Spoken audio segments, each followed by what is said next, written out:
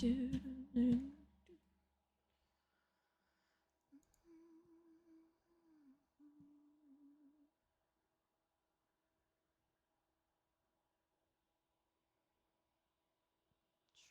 figure this shit out.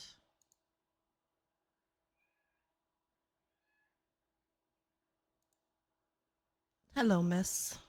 Hello, hello. It has been a long time. So you have no Yeah, control. no power whatsoever. All right, let me I can't mute, drag, or anything. all right, let me fix this. Son of a bitch. All right. Have to be able to bully Beckett somehow. I'm just gonna give you my role for now. Server belongs to me now. Victory will be There mine. you go. Hey guys. Okay. Let's see. Pop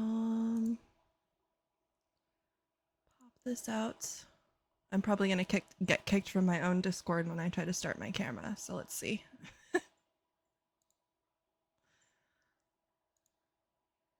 Oh, it worked.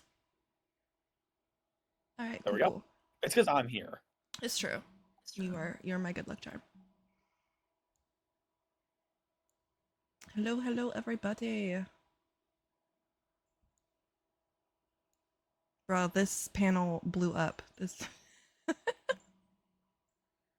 Yeah, I mean, it's a good lineup. Yeah, for sure. We meant to have half of these people, guys, and now we have like full-on couples coming on to debate. Fantastic. I'm gonna grab a drink real quick and be right back. Yeah, go ahead. How dare she? Okay. Now let me pop this up for you guys. All right, there we go. Hello, all. Oh, look, there's two of me. That's just too many gingers. It's too many gingers. Channel isn't big enough for the two of us, for sure. And then Beckett's coming on. Way too many gingers. Way too many gingers.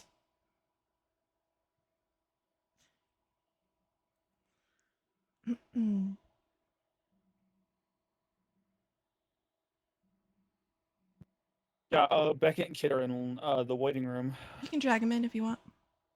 All right.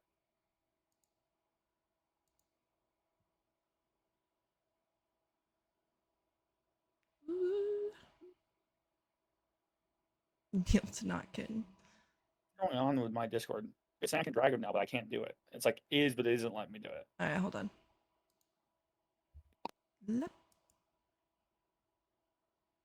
Move to live.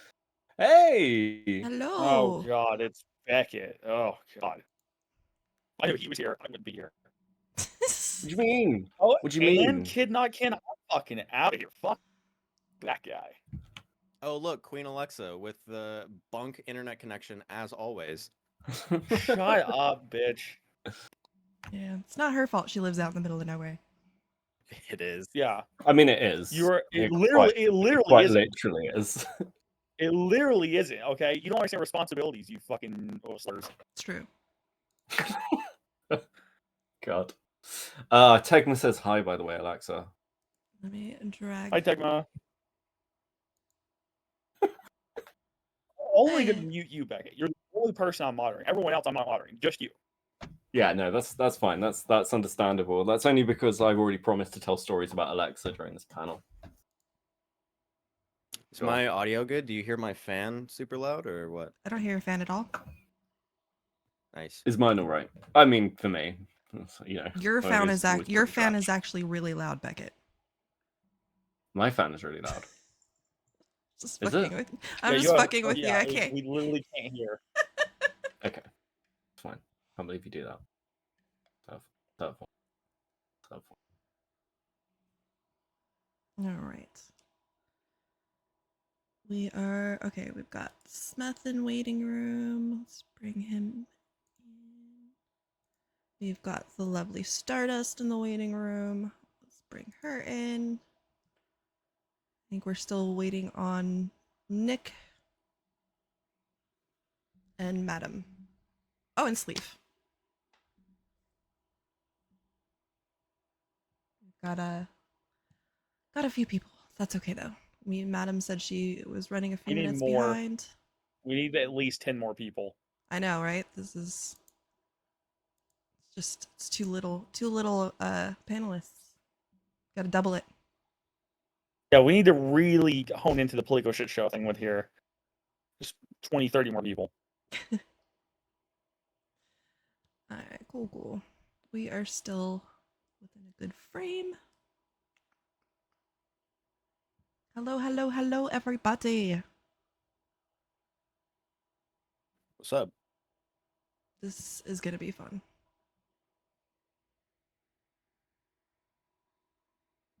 Thanks, Jay. Yeah, it should be fun. We've got a sleeve. I'm only here for the clout. That's the only reason I'm here. True. I bring so much clout. I've completely fallen off, and I have to bring myself back somehow. Alright, so now we only are waiting on 2 people. Hey, Steve, how's it going? What's up, everybody? Live from San Diego. What's up, Oh my god, Rockstar? it's Ronnie Radke. I'll take that as a compliment. For sure. We are still waiting on Nick, I believe, and Madam, but I know that Madam said she'll be a few minutes late, which is perfectly fine. And Nick was thrown into this last minute, just like some of you were anyways. So we're good on waiting on him. Threatened with violence if I didn't show up. She's That's threatened to true. kill my cat. Yeah, She's like, you don't show up, I'll fucking kill your cat. I was like, okay, well, damn. Oof. You are muted and can't turn on cam. Okay, let me unmute you. I don't know how you're muted. Just the way Smeth should be. He's not muted. You shouldn't be muted, Smeth. Is this a power play from Smith? Oh, Smeth have roles. Oh, Smeth, you should go to my So if he doesn't have roles, just right click on him, click server mute and server everything on, and then off again, and it will fix it for him. Okay. Let me get back in here. Alright, dragging Nick in to live. And Smeth, give me 1 second here. You said to mute and then mute, and then unmute? Yeah, server Server mute and unmute. Okay. Yeah, and then turn it on and off, because you're the server owner, so it's like re-enabling his permission. Okay, and then same thing with Nick, I guess. Mute. Unmute. Alright, that should work. Hopefully. Can Smeth, someone can give me you- a reference for my microphone quality? Is It it works- like ass it's- or is it good? No, it sounds fine. Yeah. Fine. Fine. Very nice. I mean, it sounds better than Queen Alexa's, so I mean, you know. Oh, Mine's not my it's my internet. Get fucked. The standard here is very low. It's true. It's true. Okay. Okay, let me check to see if they can hear us or not. Oh, okay. Smeth is still working on his stream. Nick, can you hear us?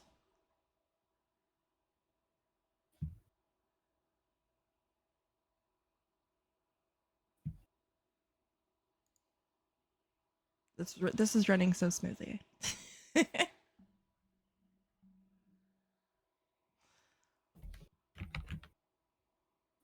All professional streamers here. I am not a professional streamer. I am a hobbyist. Oh, I'm a professional, like super professional. No, Beckett, you're a streamer. chud orbiter. Get it right. Yeah, no, totally. Wow. Totally. Shots thrown. Yeah. Also a mystical orbiter. Yeah, very true. I think ultimately I'm just a Destiny cocksucker. That's the main thing I'm known for, really. There she is. Okay. Typical Beckett, always sucking cock. Typical. Typical. What do you mean typical? What's that supposed Stars to told is stories. is I've that- heard is that her the first stories. one to to hear that mission? review Her own from? woman. Is that the Damn. first fucking like? So I was going to be nice tonight, but if this is how you're going to be right off the fucking bat, I mean, The romantic Can banter. Like, you it's feel never nice. the I watched you love beat tonight? Stardust one time in private. I watched you beat her. Okay, you cannot say you're nice. oh my god.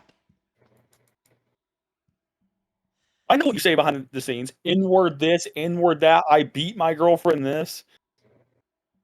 Show us the bruises, Star. Show us the bruises. Mm. That's a traumatic thing. Stop fucking, victim like blaming here. It's fucked up. The bruises are only on my heart. Oh no. That's the worst kind of bruise. I am like viciously like typing to her to like not put in a criminal report right now. I'm like, listen, it's Britain. If you say this stuff online, I'll just get arrested. Alright. Yeah, Beckett I and Krebs does do this. Arrest him. I'm probably more of a risk to him than he is to me. So that's actually true.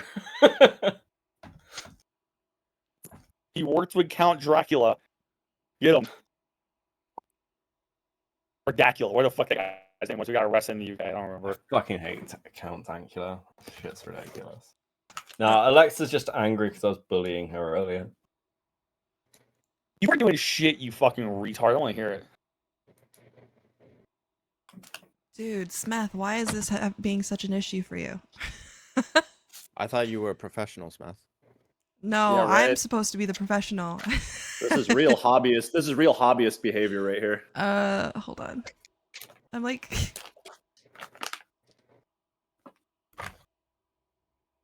I'm actually offended that hobbyist is a slur now. I was using that term for myself fucking like 6 months ago.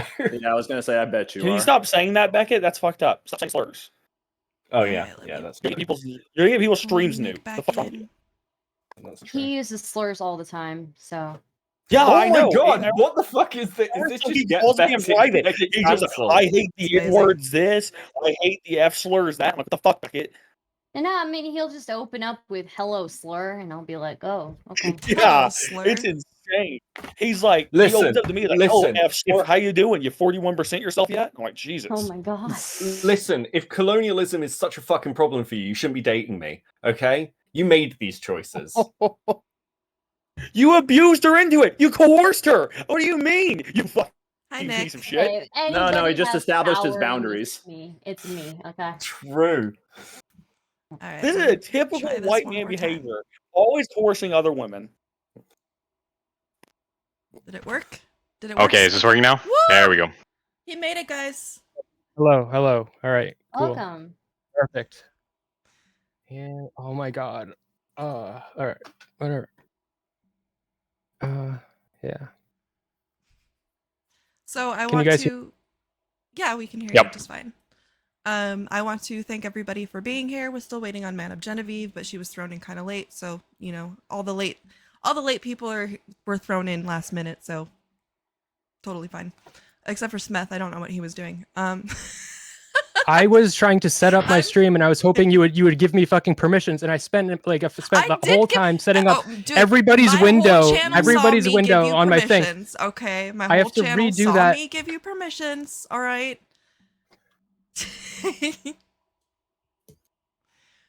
All right. Yeah, I think what it was, even with the perms, if we didn't check your rules, it didn't give us all of that access. Yeah. That's what fixed it for me. Sorry for the mix up, guys. Yeah, I'm furious, but I accept your apology or whatever. I figured out how to I'm restore sorry. what I Is got Nick here. going to do this conversation while fucking working out? I feel Yes. like that's I feel that's my like thing. that- That's what he his I does. feel like that's bro. an advantage to That's you his in brand. this. Isn't that just like That's my brand. It's, not It's a my brand. it's my boundary. Do you understand? Oh, if we're gonna talk about brands Oh. and boundaries, then I'm gonna do this, okay? And this Whiteface? is where I feel Oh, more never mind. comfortable. Oh Lord. All right. So I think Erudite's struggling with her microphone now too, a la Smeth.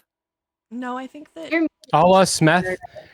I was not struggling. I was hoping someone would help me, and I was trying to set up because I make everybody's icon a different Can window on she my not stream. unmute herself? I wasn't trying to trigger you, man. I was just saying you were having microphone problems too. She on. can't unmute herself. Yeah, Uh-oh. I'm gonna You try to have fix that for committed her. a hate crime against Notsoerudite, and I will not stand for it.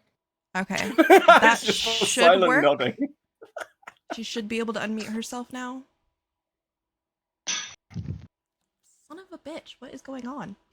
You might This have to is leave and come intentional. back Oh, because that's what I had. yeah, That's what I had to do. Smeth said try leaving and coming back, and I'll drop you. I'll put. Bleh. I'll bloop bloop.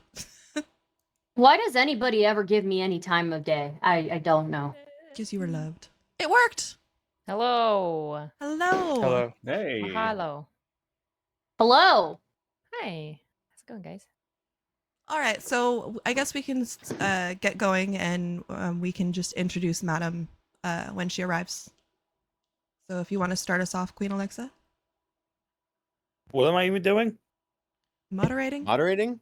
Introducing the panels, Miss. Oh, is that the thing Yeah. that I'm doing? Uh-huh. Oh. I wasn't told. Yes, she was. I don't know. Yeah. Look, I was gaslit into doing this. Oh my god. Okay, so we're doing something with fucking boundaries, isn't it? That we're doing here? No, Okay, I'll do that's it. not it. All right, so... it's relationship. Yes. That's what it. No, it's relate. Yeah. Online relationships. Are they cringe? What are people doing with relationships? That thing. Stardust, go. Relationships, are they cringe or are they whack? We discussed that today on today's show. Welcome to the panel. It is being moderated by Queen Alexa. Ginger, so great. Very awesome. Put this together and put together an awesome, great group of people. Thank you, Ginger, for putting this together. Thank you, Queen Alexa, for moderating.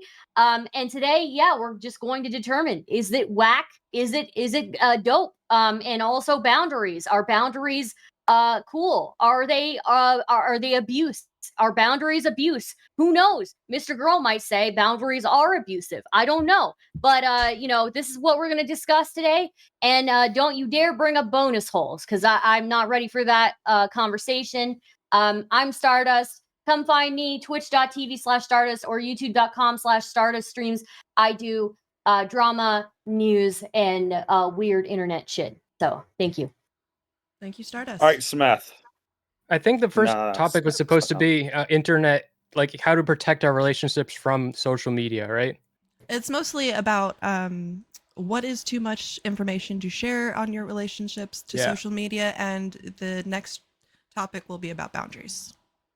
It's Yeah, pretty much what I said in a nutshell. Yeah, it's Yeah, I'm real Smeth. You can find me on YouTube.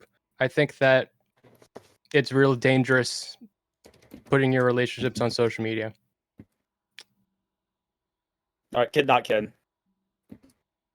I think putting your relationship on social media is kind of cringe, but there's nothing inherently wrong about it. I don't care how much information you put out there. I don't care if you're like Darius and put everything out there, or if you're like, I don't know, some more normal person that has no interest in portraying their own relationship to the entire world, to have some sort of like a performance of how good you have it going, or maybe you just want to show off your partner. Doesn't matter. None of it matters. It is morally neutral, no matter the case. Unless you're like using it to get back at someone, to abuse someone, to shit on someone who's innocent for no reason. Other than that, it's all fine. All right, Notsoerudite. Yeah, having your relationships online is fine. I don't really care. I don't really care what people do, basically at all, as far as like they're not like breaking laws. As far as like how much is too much, I think that tends to be discovered post hoc. Typically, things are fine until they're not fine. I think there's like certain levels of like wisdom, like probably there's like best practice that could be achieved, but I think like most of online relationships exist within like the neutral, like human messy shit. So yeah. All right, Sleeve T rocks. A lot of passion from the crowd on this topic, I can tell. So my thing is that I think that relationships online are beneficial in the fact that people who have experience with the relationships can share their wisdom and hopefully pass it along to people who are looking for relationships. So there are a lot of things you can read. There are a lot of YouTube videos you can watch. But I think relationships are one of those things you have to have a little bit of experience if you're going to talk about it. So in my opinion, if you're going to talk about relationships online, you should probably be doing it in a way that's productive, not just oversharing, not trying to turn the internet into your fucking therapist or anything like that. I think that it's probably cool if you're helping people out and helping them get guidance on how to have a successful relationship. When you put too much online, it's just simply when you're, trying to get therapy from your friends online about your relationship issues, or you're trying to get validation. I think all that shit's whack. Don't do that. But if you're trying to help prolong good relationships and help empower people to do that, then I'm all for it. And I'm Sleep T Rocks. You can find me at Sleep T Rocks on everything. Thank you, Fred Durst. All right, Ginger. I'm just gonna be moderating as well with you. Give your fucking take. I called on you. Give your take. Okay. Well, in my opinion, there is too much information to be shared on social media. I think that involving social media in your relationship is fine when it comes to like maybe showing an anniversary here or there, or if you're already a couple who is on the internet. That's obviously going to make it so that it's less likely that you can keep your relationship from the from social media. But like Erudite said, I feel like it's kind of up to the couple, and it's kind of like a situation where you kind of find out when it's bad, or like when it's at the worst afterwards. So. All right, Small Nick.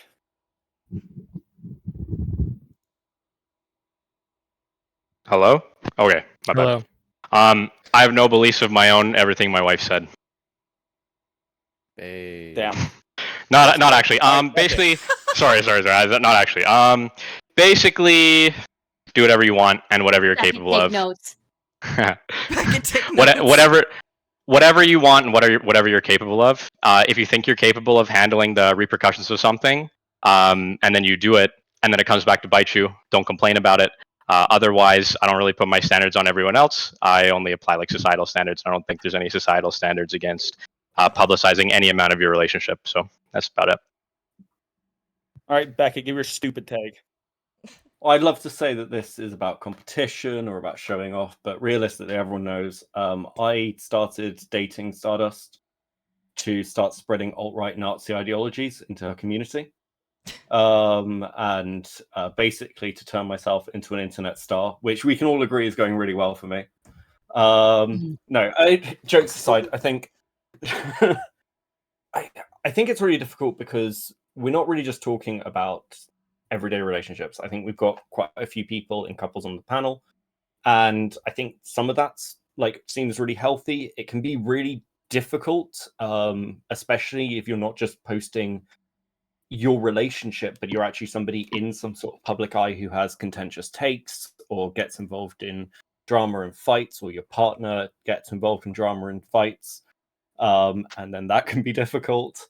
But I think ultimately what we're talking about as well is when people are weaponizing public discourse in their personal fights, and dragging that into what your relationship should look like or how your partner's acting, which we see an awful lot of from things like Reddit, of people posting about how their relationship's going, or from things like Instagram with people posting idealized versions of relationships which are essentially unobtainable, either because they're trying to feel better about themselves or as part of a money-making brand or influencing deal.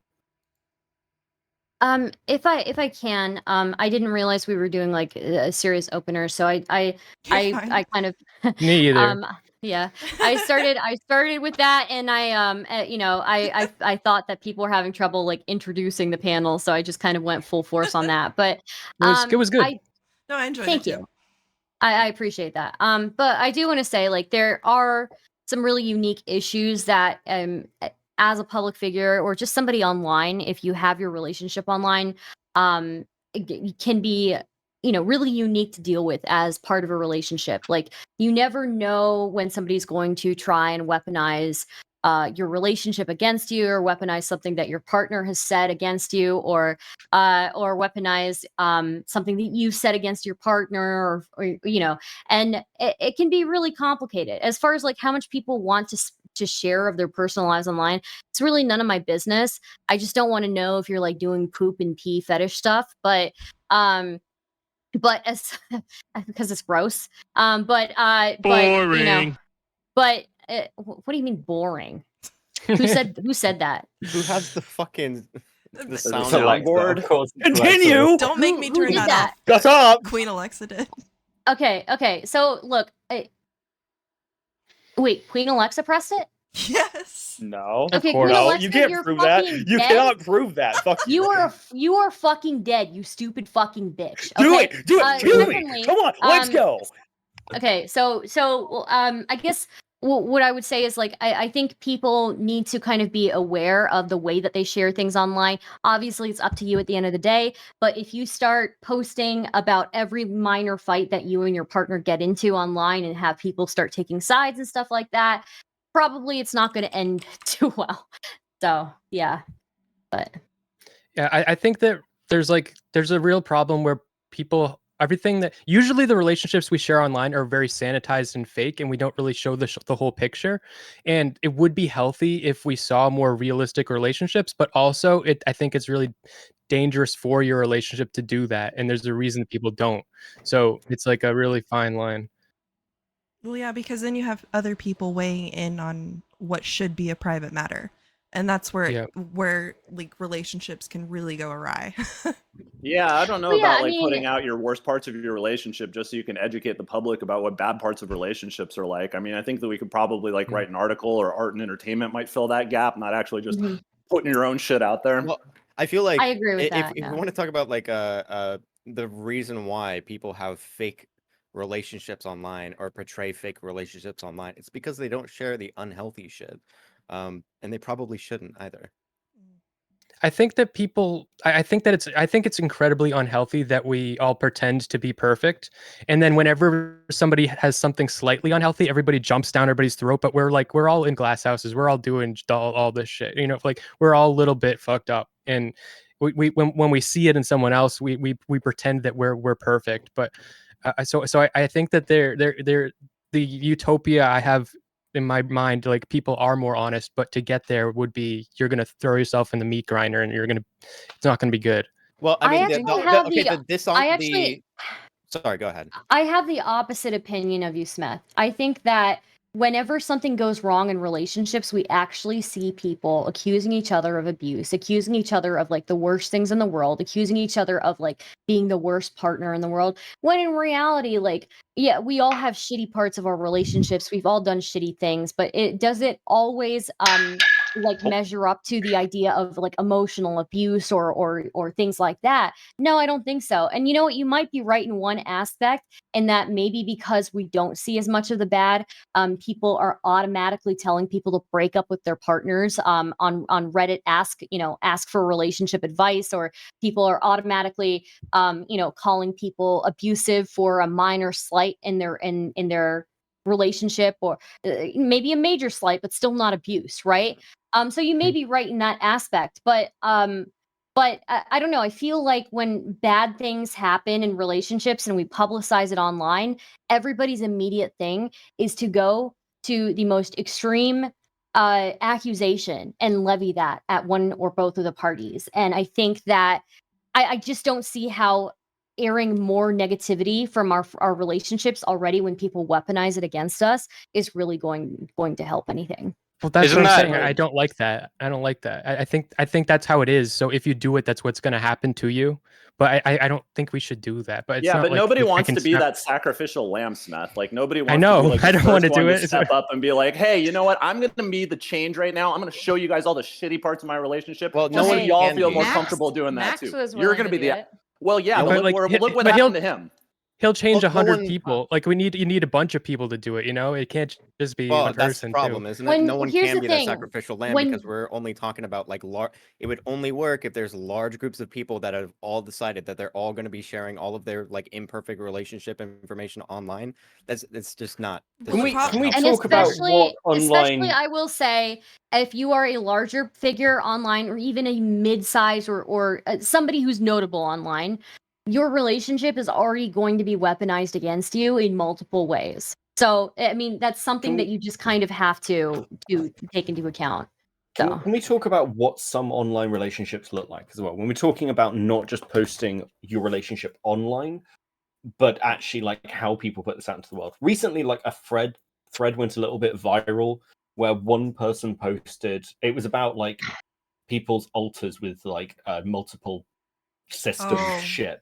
And this person posted, oh, this happened to me. My partner's altar, who's like a demon altar, came out and threatened to put him in a coma unless I did things that I didn't want to. And that obviously fucking blew up because it was a fucking insane thing to fucking write. And you had like a range of fucking responses from people being like, actually, altars don't work that way. He's lying to you. That's a red flag and you should break up. To you're a crazy bitch. To like stuff like, oh, that's really serious. You should talk to the primary altar and see if that can be like dealt with. And then you go through the thread until at the end, you're like, I want to be really clear that I'm 16 and this is a Discord relationship. Nothing happened to me physically, except it actually did because I've got memory problems. So some of the shit that comes out online that we like kind of get the impression of is fucking insane. And especially from communities of younger people who are living more and more online, because it's not quite the same as like Facebook relationships. 16-year-old on Discord. Yeah, it's going to be fucking weird. Yeah, but the point is, this is what's getting the traction with how people are viewing and interacting with those online relationships. And I think also when we look at the generation kind of below a lot of us, we're talking about people who are like in their late teens, coming into their 20s. These people are more and more online generally. We're seeing less people going out and making relationships, growth in things like incel culture. And is that not a little bit worrying and indicative of what relationships might look like? Because, you know, plenty of people meet online and plenty of people form those bonds now. And that's got like a weird fucking dynamic to it that I think goes beyond like normal structural friend groups. If I could ask like a point of clarification, I feel like everybody's talking in sort of like towards a different end or whatever. Like, are we talking about who's the villain when the thing happens? Are we talking about what's productive for society, or are we talking about like what's permissible to do? Good question. I think the two main ones that I'm hearing that I think are interesting, in my opinion, is going to be like what's productive for society and whatever the first one was. I can't remember the verbiage that you used for the first one.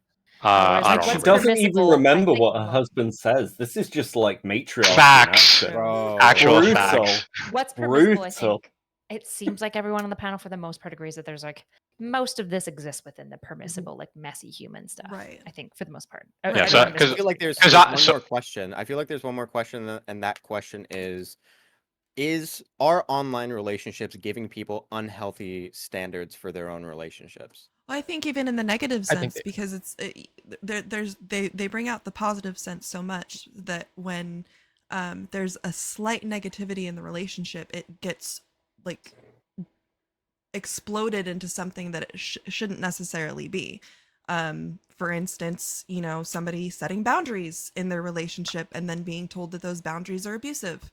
You know, or you know, somebody deciding to reach out to the public and be like, yo, I wish my wife shouldn't, or my baby mama shouldn't be wearing this, and have the world respond, oh, you're a creep.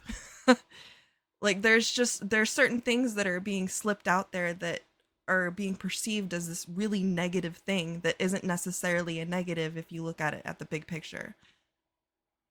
Name names. I think so I think that you know, regarding the Jonah Hill thing, I tend to agree with you. I don't think him having boundaries is a bad thing. I think he's an idiot for like, you know, trying to make a surfer girl whose profession, you know, is being a semi-pro surfer, you know, change, but he's not, he has a right to his what he wants out of a relationship, and I don't think it was abusive at all. I mean, I've thought about that subject, though, the subject of, you know, like he met her at one state and then like he dated her and then he's like, he should be expected to continue to appreciate that. Somebody said, like, on her Instagram, she had like sexy photos and he put hard eyes on one of them. Then after he's in a relationship with him, he's thinking, oh shoot, that's how I responded to these photos. That's probably how a lot of men are responding to this photo. And so now he has like a different perspective on it when he wants to define what the relationship is. So I think that, things do change after you like define a relationship. But in that case, like I said, he literally saw what he did and he's like, I'm a guy. This is what other guys are going to do. And I feel like that kind of that opens the door to this is that happens all the time. You meet in a relationship and then you're immediately worried about your partner meeting somebody in that same exact way. This is why relationships that come out cheating often like have really low levels of trust. I mean, I get where he's coming from on that. Like, me personally, I have a totally different philosophy about all this. I like it when like other people are like looking at the thirst traps that Madame Genevieve posts and they're all like, ooh, she's hot. Because like to me, that's just like everybody's thirsting after what they generally cannot have. So, like to me, it's like a point of pride. But I know a lot of guys don't see it that way. A lot of guys are like, oh shoot, like, as the fresh and fit metaphor goes on, the car still has the for sale sign in the window, That's how they see like the thirst traps. I feel like there's another aspect to this that could easily be overlooked, as in like if there's information that we don't know about it, of like she has a history of like infidelity and hiding sexual Which alludes to with other something people, potentially being like there. there's some other boundary being crossed that is happening with that. So like if you have That's a understandable, relationship and like you're open about like like anyone can see my fucking partner, like even like doing porn or something like that, then it's like okay. But at the end of the day, I know that she's like gonna be open with me. I know that she's gonna come back and be my partner. But if we find out that there's information in the background of like, oh well, she was actually hiding a bunch of stuff behind the scenes I found out about, and so then that changed his boundary, then that would be a totally different story. That Do you makes think a lot that of sense, and I think that is a completely valid point. Also, yeah. So do you think that applies to Jonah's request that she not post bikini pics on Instagram? Because I completely agree with that line of reasoning to like not hanging out with guys alone or surfing with guys alone. But I don't see how that actually directly relates to you can't have these pictures on Instagram. I think it only does in a punitive way. I think in particular it's the line where he says your previously wild lifestyle. Yeah, I agree with even the notion that there probably was some stuff going on in there that's not getting surfaced. Things out about your partner as your relationship goes on. Yeah, and I know people have had the take of it. Oh, it's crazy for him to ask her to like leave her career or whatever. But actually, this is a conversation like a lot of couples have. Like, especially if you have kids or something, you're like, okay, well, we need to work out like how childcare works. We need to work out career priorities. And ultimately, like, I think there's an unhealthiness there with a lot of people who've not been in long-term serious relationships. Have never had to have any of those fucking conversations. So they're like, well, it's really unhealthy if you do that, but actually that's kind of normal. Like you change over time, right? Yeah, but specifically does... Okay, yeah, you continue that because I don't want to derail that. Oh, okay. I was just saying, I agree with all of that. I agree with everything that both of you have said. I just my only holdback there is that I don't see how don't post bikini pics is proportionate or analogous or like an adequate reaction to you've had infidelity in the past, even if it's that far. To be clear, I'm not making an argument about like whether or not like he responded in kind and it was appropriate to him to make demands that could have been even further from that. I'm just saying that those demands are probably informed by other things that we were probably overlooking. As in, if she was having like a sexual infidelity or stuff like that in the past, that's going to inform where a lot of this insecurity is coming from. I'm not making an argument of whether or not it's fair or whatever. Gotcha. Right. If that's what you're saying, fair. Gotcha. So it can be totally fair or unfair, but it doesn't. I think he did it well. He expressed it well, communicated it well. But the issue that I have with what I saw there, which I don't think justifies it being an online thing, but the issue with what I saw there, people don't really talk about or mention, is that in those conversations she was like all aboard and went along with it, but there wasn't much from her side like standing up for herself. So like, and that would have been alarming to me if I'm setting all these really strong boundaries and the person's just like, okay yeah, and I'd be like, are you sure? Like I want to know actually how you feel, because clearly at some point she realized she didn't like it. So it's like if she had been expressing that at that moment, like that would have been better. Well, an Just- issue is that ahead. lots of things that I've noticed, almost all the people who post like all of the reels of the DMs just don't include this DM. I actually had to go to my stream to find it because I went through her reel live. She actually posted where in response to like his big boundary post, like the one that makes them all explicit, she responds point by point agreeing to do all of them, Mhm. like expressly. She even yeah. hearts some of his messages on what he wants from her. Like, Doesn't she refer to it as like gaslighting or something afterwards? She's like, I But- can't believe I was gaslit She into all referred this. to That wasn't- gaslighting in the after they broke up and they were having sort of intimate conversation or vulnerable conversations after breaking up. She took that as a sign that there was something more than that friendship that they were having was, and then she called that gaslighting, which was absolutely okay. bullshit.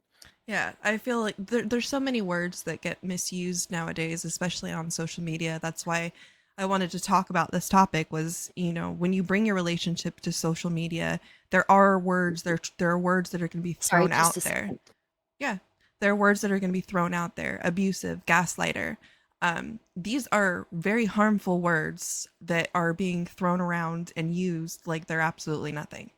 I think relationships do this. Some relationships will do this where like they'll try and find really safe ways of communicating their boundaries or things that they're upset about in a way where like I do think that there's something to be said about utilizing words like gaslighting or boundaries or whatever and speaking in really quote unquote vulnerable ways that people kind of use to like strong arm people into just like you're valid, I understand, you're being really like clear and like conscionable about this, that's so brave of you, and so like you'll get this back and forth of people not wanting to be the asshole and kind of like pushing people into some corners that they probably would not want to be in. I think I see that happening on both sides of this, especially like we said earlier about the accusations of Jonah like gaslighting, about being too open and vulnerable while they were friends after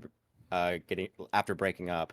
It's like it seems like both of them were like trying to one up each other on like who is being the most like vulnerable person at any given moment. What's really, pretty really weird. vulnerable though is like having all of your text messages like thrown out on the internet like the way that she did. I think that that's like the most fucked up thing about all of this, honestly. Especially after agreeing with them. Like so if what he's doing is abusive in a sense, then couldn't that be considered abusive as well? And I'm laying this very lightly because she agreed to the majority of what he said, and then years later decided after they had a breakup that she was going to throw these exact messages that she agreed with onto the internet and try to paint him as a gaslighter. Like, that's really I don't think there's enough people questioning about like, okay, what was supposed to be accomplished? What was the reason for this actually being like public for the entire world? Is this actually some reformative justice thing? It seems like revenge.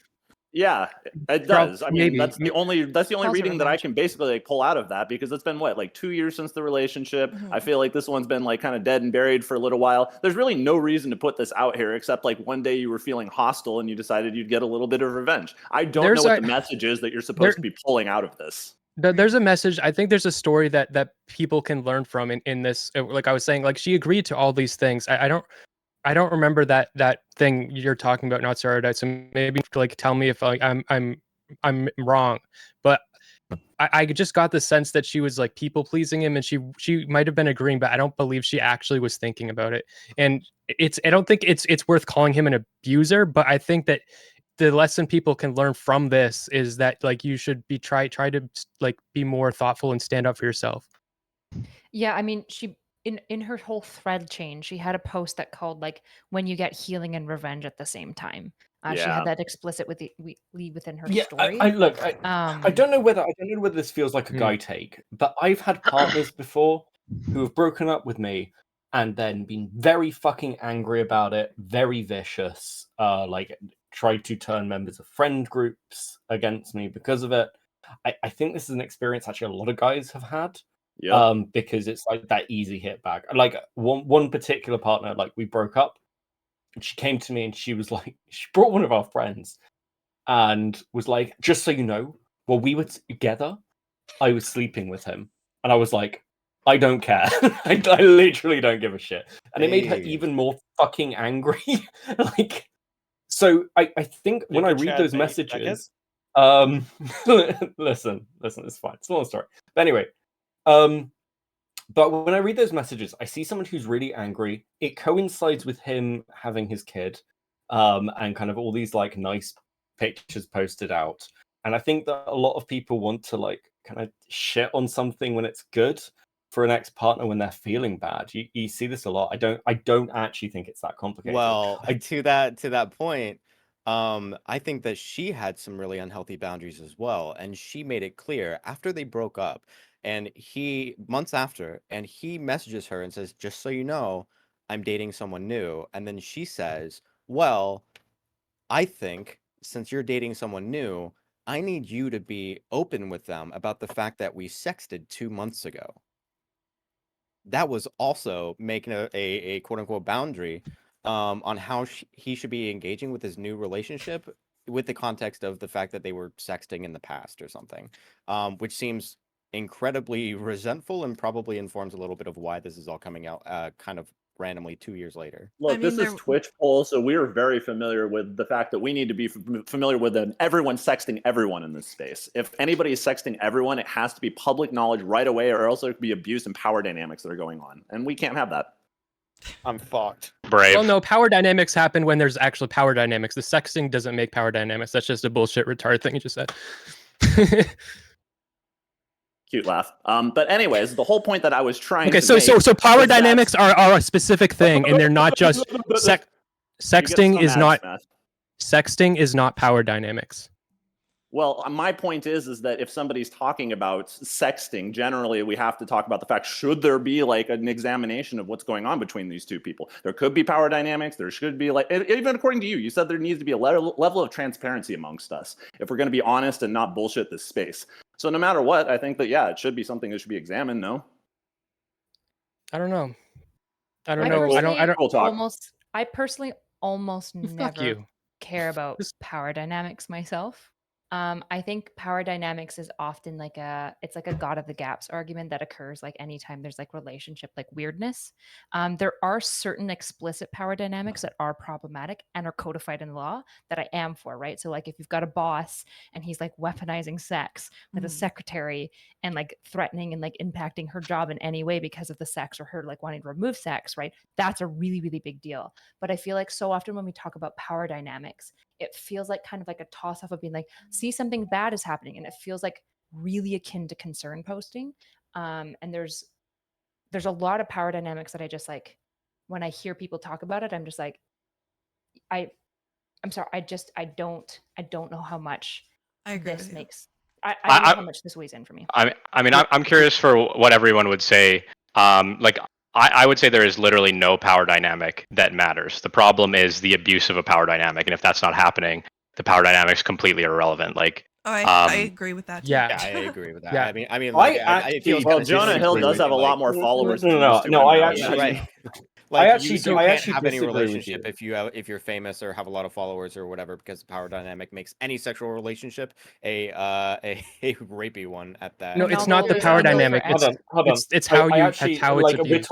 we're talking about famous people here, but let's be clear about why power dynamics, like at root, can be really problematic. So when we're talking about power dynamics, for instance, the amount of politicians who seem to fuck their secretaries, there is an implicit power dynamic there. That, like, there's an attraction to the power and an abuse of that power because you're in a position of authority over somebody as an employer, which makes it inherently unhealthy. When we're looking at like a teacher that ends up dating one of their previous students, there is an implicit level of trust that is imparted through that system that then is like unhealthy to carry on. We kind of recognize these things almost on an intrinsic level. Well, couldn't And, like, like, when we- count as that, though? Yeah, I would say it depends on like how long ago that student was your student. Like if it was immediately after high school, that's a little sus. But like, you know, a couple years down the line, you're like, oh, I ended up dating my high school, you know, teacher or whatever. Is a little bit different. was where I feel like the power dynamics get really confused, because it's Well, like I a mean, boss. Like A I'm boss. not saying this is clear cut, but I'm Mhm. saying that it's, you know, you can look at something that's like potentially healthy. Like let's look at the Prime Minister of France, who is married to his teacher from school, and like we can look at that and go, firstly, fucking French people, but secondly, like we recognize that that's a weird fucking thing to have happened. And like when we look at like employers having relationships with their employees, yeah, those relationships, if handled properly and responsibly, can be fine. But often you will find in the corporate world that if you're dating somebody who works below you, they will be moved out of your direct chain very fucking quickly. Yeah, Because but there are multiple things that could go wrong. Let's say you break up or you start dating somebody else in the office. I've seen this fucking happen, and it turns into a huge thing, which is disruptive to the wider business. It's disruptive to the people involved. And I know people who have worked together and got divorced, and people have left companies over it. These things are stuff you have to carefully consider. And just yeah, being but like, well, it depends on the abuse, I don't think it's enough. well, but all those things that you just described are like relatively modern inventions and regulations of professional culture, generally speaking, through HR departments that want to protect the business, not that are morally concerned with the outcome for the individuals. You know what I mean? I've got an age-old one that we have created laws, and we never talked about it as a power dynamic thing, but marriages, through like most of history, men had all the power in relationships. So we had laws like that would protect women when they get divorced, and we made like not age-old, like, you know, like 50 years old, but stuff like that. And those make less sense when we have more egalitarian relationships. But the reason we had those protections for women is because we know that they had less power, so we wanted to make it safe for them to be in relationships with men. So I think any relationship kind of has it. And I think it's okay to be in a relationship with a power differential. But I think that when there's a power differential, you have to try to, like, if you're the one with the power, you have to try to advocate for your partner in some way. You have to try to give them more power. Well, What about the power that going she back has, to though? just going back to like what Nick was Women saying don't have power. earlier. What are you talking about? Just going back to what. Well, Just going back to what. I'll dispute that, just but go going ahead, back- kid. Sorry, I'm just going taking the back piss. to I'm what- just taking the piss. Just going back to Fuck, what. no. Just going. He's only saying that because Star's not here. So Oh, Shut true, up. true. Super base. Seriously. You'll never Going get back to to what talk, Nick kid. was saying earlier, Finish it up. the thing that I think was important was the question about whether or not in power dynamics there's inherently something unethical going on. And the answer, it seems like everyone says, no, it's not inherent to power dynamics that something unethical is going on. Yes, something unethical can be going on, but that it looks like we all basically agree to Nick's premise there.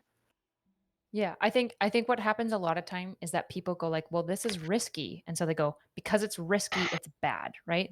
And coming from a friendly Christian land, just because something's risky, it doesn't make it bad. And it like leads to a very restricted like world, right? So the idea of like the former teacher and the president, right? Okay, well, there's a power dynamic that she was a teacher. He's the fucking president of France now as well. So is that a power dynamic? Is that bad? technically, anybody they're married to, it'd be a power dynamic. Yeah. At True. that high I'm level. slightly older than Nick, and I was Oh. technically his boss at one point. That's true. Nice. Busted. Firstly, come on, France. He wasn't Firstly, directly come in on. my Well, field at all, but yeah. You weren't my boss. You're just a superior in the. I was a superior. Yeah. Yeah, He was in yeah. a totally different wing. Was a superior. What's Yeah. this? No, come on. Still the superior. Facts. Future article incoming from Nick. What kind of stupid puck shit is this? Yeah, he convinced me that women shouldn't vote, so you know. Yeah, this is actually something that we talked about a lot in our Discord server for a while, and I just kept bringing up the analogy. So it's like, okay, me and Erudite got into a relationship under the premises that she grew up middle class, good education, wealthy, was my superior at work, and as a man with like white, sure, and as a man with muscles and stuff, I could like destroy her at any moment. You know what I mean? It's like, so is that how can we parse these? That's a power dynamic. True. How can we parse these power dynamics? Like, are buff people never allowed? Can buff men only date buff women, and vice versa? Like, it just makes the world impossible to live in. Listen, We have to just Are gun owners speaking- and gun owners only marry fellow gun owners? For Wait, sure. We have to advocate for women. Speaking as a non-buff man, I want you to be as miserable as fucking possible. So I would quite like if you could let's institute that. Buff people who are good looking and healthy aren't allowed to be healthy. Aren't allowed to be happy. That's the new rule. Okay. Yeah, honestly, I can't find any fault in that logic. Listen, agree. I feel shit over here. I'm sat next to Nick while smoking a cigarette while he's sat in a fucking gym. Are you kidding me? This is just abuse. Well, you have 10 more making minutes to Beckett complain feel about bad, this, Nick. then we're going to the next topic. Okay, I think just wanted to bring up one thing really quick if I can. There's the element I was thinking of responsibility, because she has a lot of responsibility where she was sitting. You know, she has the power to essentially like ruin his career with some specific information, and she needs to be very responsible with like the things that she releases and the way that she does it. And in my opinion, I think she had a lot of power to destroy his career because he's kind of like, you know, Hollywood's sweetheart and everything. And so she put this out. It doesn't matter like exactly how she did. Like, this is something that's going to hurt him regardless. And I think that she was extremely careless. So I think we need to at least acknowledge the fact that she had power too. She was able to like, you know, throw this out and, you know, do really damaging things to his career, and she did. The power that she had is almost like I don't think that's like you're equating him having like actual power to her having power that's like the result of us trying to empower women. So like she has power because we're trying to make it so that she's not powerless. Yeah, but do you think that all power that we give to women is just like universally good? I mean, in that case, it sounds like the, you know, believe women thing that we gave was actually like a bad thing. It actually like worked against us. Well, I don't know. I give women the power to leak screenshots on the internet. Yeah, exactly. It's, No, well, this is the issue. I It's like a bastardization of the Me Too movement in a large part. Like the Me Too movement was super meaningful when it started, right? It was about the Weinstein case, and there's a bunch of women that came forward talking about like cases of sexual assault where like nobody was tried and charged, right? I was a part of the Me Too. I participated in like some of the original movement, but the problem is that it's like migrated into this like new little monster. Like for example, like if Nick and I ever had a tension, despite the fact that like so many people like apparently think that I'm like an evil woman who like hates all other women, which God, I wish that was true for my career, but it's not. If I came up tomorrow and I said that like Nick was like controlling my mind and that like a large reason why I had all these like, you know, countercultural views is because of Nick and like he's been gaslighting me. The reality is that like I actually have a large amount of like social kind of power in this case. I mean, there's a power dynamic in that I'm the larger streamer, but also there's also this like tendency that also exists that I think like leans towards like favoring women, which started out in a really good space and has become kind of like abused and toxic in a lot of other venues, and women are definitely kind of opportunistically using it. We shouldn't believe all women. We should listen to all women though. Well, no, That's what I wanted to say that I just want to say really quickly. No, you don't think we should listen? Hold on. I mean, to be fair, I don't think that she should have been listened to. This is the whole thing about the Jonah Hill situation should not have happened. Why the fuck should I listen to this person? Yeah, it's like, Erudite pointed out something really, really interesting earlier. That I guess she posted something along the lines of like, this is like both revenge and healing. Is that what you said? Yeah, that was a post she had on her reel. It was a picture of like Buddhist like prayers. I mean, to me, that seems incredibly contradictory. I don't see any reason why anyone needs to like be hearing her out or anything like that. I don't see how this is going to be like beneficial for her healing. I have no idea how this is going to be beneficial. I disagree. I don't think that's. I don't think. No, if you need revenge to heal, then it's not proper healing. It's not healing. Okay, yeah, but that doesn't matter. Like that, the point, like she's obviously toxic. She shouldn't have done this. I don't think it was like abuse, but I don't think that telling her so if she's wrong, she's clearly not mentally perfectly healthy. What she's presenting is she's not. I think it doesn't look like the abuse that she thinks it looks like. But if she thinks it looks like abuse, and we're telling her to shut up and you shouldn't, you're crazy. Like no, we shouldn't do that. I think she should be allowed to talk, and we listen and we say we don't agree, but we're going to listen. And crazy, then yes, we should be saying if you that. Didn't have our side, if you didn't have our side saying the things that you said, then you would only have the side of the people saying that he's being abusive and violent towards her. No, I'm not saying we shouldn't be critical. I'm saying we shouldn't be critical of the things she says. I'm saying we should listen to it and then judge it, and not just dismiss her. So I think I want to like the contents of it. I think it's pretty straightforward. That's perfect. I think I want to agree to some extent, or at least on the fundamental of what Smeth is saying, is that when victims come out, I think they should be afforded some degree of benefit of the doubt. The thing is, I think that benefit of the doubt needs to be restricted pretty quickly. So I don't want to talk about her like mental state necessarily, but I think the really big problem with this case specifically is the toxic elements of like the feminist girl boss shit that's kind of permeating our culture as an addition to the Me Too stuff. Because like so many people are, it might be a minority, I don't really know, but so many people see her post this. What was it again? When you get revenge and healing at the same time. There's a sizable, at least a minority of people going, "Oh my God, slay queen, yes!" And it's like that's the problem. Like that should be the character testimony where we see that and we're like, "Oh, okay, I don't know if you get the benefit of the doubt anymore." That's a bit of a red flag, not just a yellow. I agree. But Can't she be like? I don't know if this is already. Sorry, no, go ahead. But I want to argue with him. Can't she be like that and also like be right? Like can't she be toxic, like a toxic like psycho, but also be right that she was being abused at the same time? She can. She absolutely can, which is why I say you give the benefit of the doubt as long as the person appears above reproach. And then when they're no longer above reproach, that's kind of more when you really fine tooth comb dig. And then if you find anything, it's like, okay, like, whoa, the red flag was validated. I'm not saying a red flag means we completely reject you. It's just red flag means pay attention. You know what I mean? Okay. But you see, okay, I see what you're saying, and I agree with you that like people who are coming out with victim claims should be able to make those claims. But when we're saying all women should be listened to, we're talking about a standard where everyone is able to come out and actually have the we're affording everyone the ability to kind of come out with whatever they want. But just coming out and saying something in the current situation is not neutral. It is not a neutral position to come out and accuse somebody of abuse. It is not a neutral position to come out and accuse somebody of child abuse or rape or any of those things. Because even if those claims are completely fucking false, there are people who will still believe them. They will still have impacts on men. And like part of the problem is there's no like repercussions legally or like things that can like put people away from doing that. And you like a video came out the other day of a Lyft driver who was like recording passengers in his car. They'd phoned the police and were screaming that he was trying to rape and attack them. Now, if he hadn't had that footage, if all they had was this phone call, that guy's life could have been fucking ruined because two crazy bitches wanted like a free lift. Like that's not the same situation. And then the burden of proof is all on the person being accused rather than the accuser in the court of public opinion to prove themselves innocent. And we saw this with the Johnny Depp Amber Heard trial.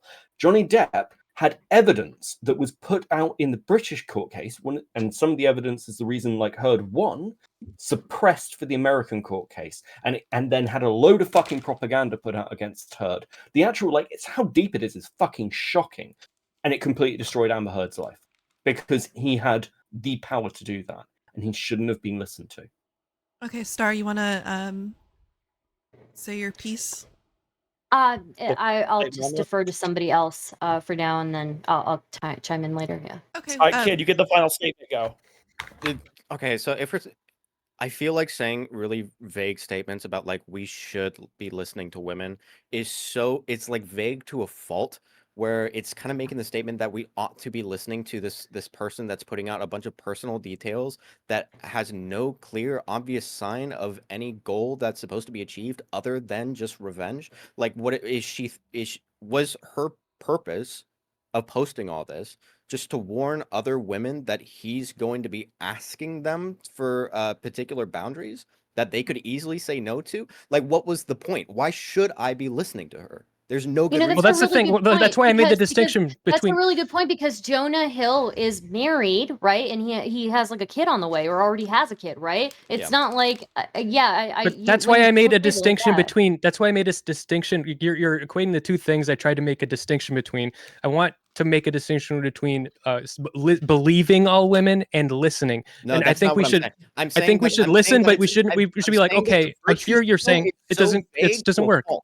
That's what I'm saying. I'm not equating them. I'm saying that the virtue signal is so vague that it's to a fault, and we can see what the fault happens. No, I'm not. I'm trying to make it less vague. I'm trying to make it less vague, but you're interrupting me. I'm saying we should listen. That what that means is you think that you were abused. We listen. We look at, okay, this is not enough evidence. I don't think you're abused. We should not, like, the life ruination thing is a big deal. We should not. That should not be a thing. So if we're going to listen to women, we also have to be willing to be more neutral and be more like not the whole like dog piling cancel culture thing needs to be way more chill if we're actually prepared to listen to women. I think that's probably if I fine as can, long I as you're have a willing to say that really after the fact we can be able to say, you know what, probably shouldn't have listened to her. I have a really hot take on this, I think, and I think that it is we have to expect to some extent for people to be really shitty and have really shitty moments in relationships and interpersonal like friendships and things like that. So that means even if somebody comes out and says this person was like, you know, and it's proven that this person was like a piece of shit and abusive to them. You know what? Maybe it actually shouldn't be as much of a life ruiner as it is currently. Because there needs to be like a path of redemption. There needs to be a path where somebody can learn and grow from that. Because we were all like, you know, high schoolers at one point, and I'm sure we've all done really incredibly shitty things in our youth, right? But yeah, I think probably like my hottest take in this stuff is I think one way to counter act and kind of combat that whole life ruination aspect is to maybe normalize a little bit of abuse, honestly. We have the Thanks. new hottest I got person in the in- room. Look, I got we're in big ending on trouble that for one. talking about that on Twitter. Everybody That's where that fucking ends. hated it. Okay, so next topic. All right. When do boundaries move from Normalize healthy to abuse. toxic? The new take When from is it Stardust. when is it considered abuse? There we go. That's the next topic. Sorry, repeat it. What? I didn't hear Okay. When do boundaries move from healthy to toxic? When is it considered abuse? We That's kind the of next already. topic. Well, that perfectly lines up with what I was going to say, because Right. Guess I was what, getting Smeth? into. You were the first one to go. Why don't you open up? Well, no, I got in big trouble because I was trying to say that Be I right think, back. like, and it's obviously true, abuse is a spectrum, and it's not like we need a legal black and white distinction where now you're an abuser and now you're not. But in actual terms of how things are actually working, it's a spectrum. So if someone's doing something abusive, they should be able to admit it to themselves. We should be able to talk about it, and they should have a path to growing without them being like, "You're an abuser, go to jail." So we wouldn't. That's why we shouldn't be jumping down people's throats. We should have a more like accurate, nuanced, not fucking stupid black and white like Sith Lord absolutes only like attitude about shit. I would agree with you on that. I think you know that there's a huge difference between somebody who has manipulative tendencies or even is like outright manipulative of their partner and emotionally blackmails their partner versus somebody who literally beats the living shit out of their partner every day, right? And one of these is, you know, one of these I feel like is not nearly the same weight as the other, right? Obviously, somebody who is like on the verge of killing their fucking partner through physical abuse, that person needs to be in jail. But when somebody is being manipulative, somebody is being using emotional blackmail, yes, it's super fucking shitty, but I don't know that I want their life to be ruined for the rest of their life. I guess I in my don't view, know like about when that one. we're talking about abuse, I just don't think abuse is within like the conversation of boundaries, right? Like it's not like I have a boundary with Nick of being like, so just so you know, like I personally don't want you to hit me in the face every time you get angry. That's like what we have like laws and morals for, right? I think everyone would agree that you don't get to like physically assault your partner. You don't get to coerce your partner. You don't Unless get to they're like into that. defraud. You don't get to steal from your partner. There's like a Sorry, whole bunch babe. of things that I think are really well captured already by like, for the most part, our legal system. You don't get to SA your partner. So when I'm talking about boundaries, I think like when people are like, well, when is boundaries abuse? I'm like, if we're talking about abuse, we're not talking about boundaries. Nobody has a boundary where they go to their girlfriend like, look, when I get mad, I personally just need you to let me punch you in the face 15 times. That's not a boundary. Nobody's having these conversations. That's not how abuse typically works, right? It's What we're abuse when it gets talking to about 16. Yeah, what we're talking about is Jonah Hill type boundaries, where we're like talking about, is it okay to ask your partner pretty extreme things that are major lifestyle changes, major life changes that maybe they do or do not want? Is Right. that okay? Is that toxic? I think that's really what we're talking about. Because like, yeah, nobody's having a boundary about abuse. Everyone thinks So- abuse is bad. No, I mean, I agree with you. I my only reason for voicing what I was because we were talking about like combating this idea of somebody's life being ruined because of specific things that people will say about them on social media and stuff like that. But yeah, 100%. Like, you know, boundaries and abuse. You know, it's a different conversation unless somebody is calling somebody else's boundaries abuse, I guess. I feel So- like Well, okay, so would this boundary be abusive? So let's say if you want to be in a relationship with me, you cannot have a cell phone. Would that be abuse? It depends on if you consent to that. Can they have What a if you're house Amish? phone? Can you consent to abuse? Is it not abuse if you consent to it? You can definitely consent Not to having- abuse. Sorry, hi guys. Madam Genevieve here. Not having a cell phone is something that might be appealing to some people. Like there might be some conversation about it. That's not inherently abusive. It could be like, hey, I think we're both gonna live less involved tech lives and we're going to install a house phone in our home together and we're going to have a computer out in the living room like it's 1999 and that's the lifestyle that I'm interested in. Like that's not an abusive way to go about that. So I don't think it's just fair to say like it's But what if I one think- person I is think- allowed to have a cell I phone? think- Hold on, what if I one think- person's allowed to have a cell phone and the other person is not allowed to have a cell phone? Is that abusive?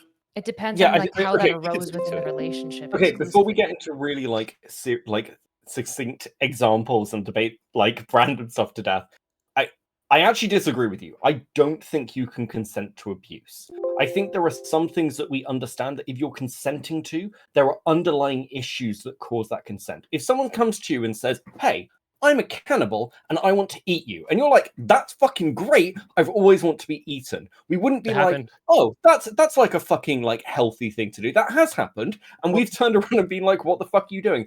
And people are institutionalized for those sort of mental health things. So we wouldn't say that that's and in the same way, like if someone said, "I want to work for somebody and do a load of work for them for free and never like and have no freedom and they're going to like control what I do," we would look at that and go, "Well, that's fucking slavery, isn't it?" And there are labor laws. You can't consent to being abused in the workplace. So there are certain things that we're going to be like, actually, that is abusive, even if the person in that situation doesn't realize it's abusive. It feels like a really, really weird question to say, like, can you consent to being abused? It's like, well, it requires you not consenting. So, like, can you consent to not consent? No, It's no, like, that's what it's a he's circular saying. question, That consent. that's the thing. No, it's not circular because that's what Beckett was addressing. He says even if you consent, like it does.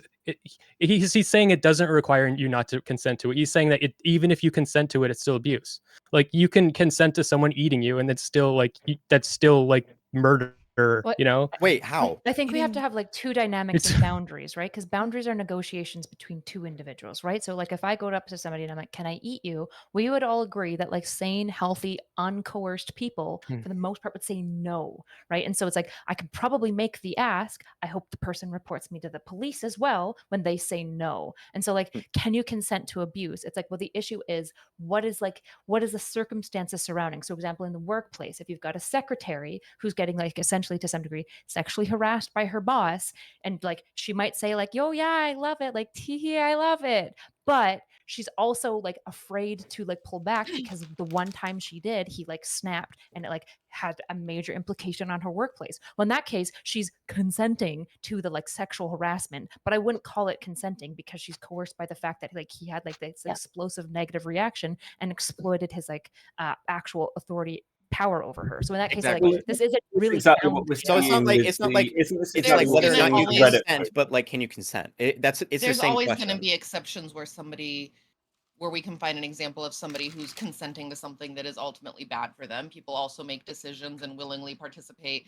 in behaviors independently that are bad for them, right? But like that's where we hope that other people in their lives are going to step up and be like, "Hey, it seems like you're making some really unhealthy choices right now," and kind of explore No, what's but, happening a but little bit deeper. society, like, and I don't mean this as a meme. I mean seriously. Like, we write laws to stop people doing certain things that hurt them because we understand implicitly that those things are going to do damage beyond maybe the intellectual understanding of the people that are doing them. They can't foresee the consequences. They have consequences to wider society. If there is a boundary there that, like, let's say to be in a relationship with me, you have to have no cell phone or you have to have no internet access. We understand that that is not just, okay, well, you're going to live out in the sticks. We see this with actually really fundamentalist communities. We see it as like, yeah, we kind of accept that this happens because we've got cultural reasons. But whenever people leave those communities, we actually see like quite a strong response of, "I can't believe you're made to live this way." because culturally it's enforced on you. Because we have wider societal norms that we kind of go, nah, this is what we've all collectively decided. The argument that individually we can just ignore these just doesn't really fit in with how fucking people or society or any of our structures work. Well, I don't know if the legal aspect is going to be very informative, because we also have laws that say that you don't, like, in some places, if you're like if you're incredibly sick, you're going to die, you don't really have the right to kill yourself.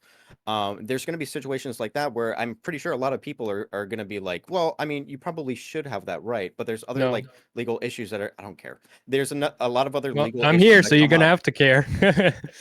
Okay, so if you want to It's not relevant to the example that he's making. You having that opinion is not relevant to his example. I think it is. Exactly. Yeah. Okay. Go ahead. I don't think you can consent to killing yourself. I have a hot take Okay, so that I his think bigger you should point be was that allowed to people kill are gonna have- yourself, Like, even if you're. I don't know. We I don't know if as a euthanasia- society, we as a society have agreed you cannot consent to killing yourself. To some we agreed. When something we call something abusive, like these fucking like Jonah Hill fucking shit, then there are maybe there are people that are saying that, well, maybe as a society we should agree that this is abusive. We can have a debate, but it's clearly not objectively abusive. But we can have a conversation about, so can you really consent to boundaries like this? Is this actually something we should allow people to consent to? And that is what the argument is when we're trying to hash out if it is abusive or not. What I'm When we saying say is, wait, consent, hold what on, do we hold mean on. by it? Let Kid respond. Let Kid respond. What I'm saying is, if you were going to make statements about like what we ought to be doing, and then basing it off of like a legal framework or what society says, that means nothing. It doesn't matter what society has agreed on ought to exist. That means nothing to what ought to exist. I don't know why you would try and make an argument that like, well, as a society, we've all collectively, I didn't collectively do shit. I don't know why you're saying that this is going to frame what I ought to be doing or what I ought not to be doing. Okay, so so every time we have a conversation, like I want to have, like, I want to live in a society. So good for you. I don't know That's the video. Suicide is complicated.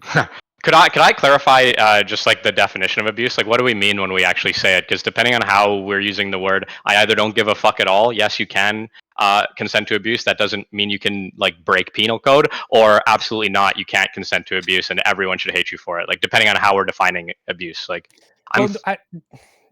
yeah, sure. I just, everybody shouldn't. I think people shouldn't hate you for it, but it means that you're making you're putting your partner through something that they shouldn't reasonably be having to be put through, even if they are comfortable with it. I guess I don't think I'm gonna we Google have. it.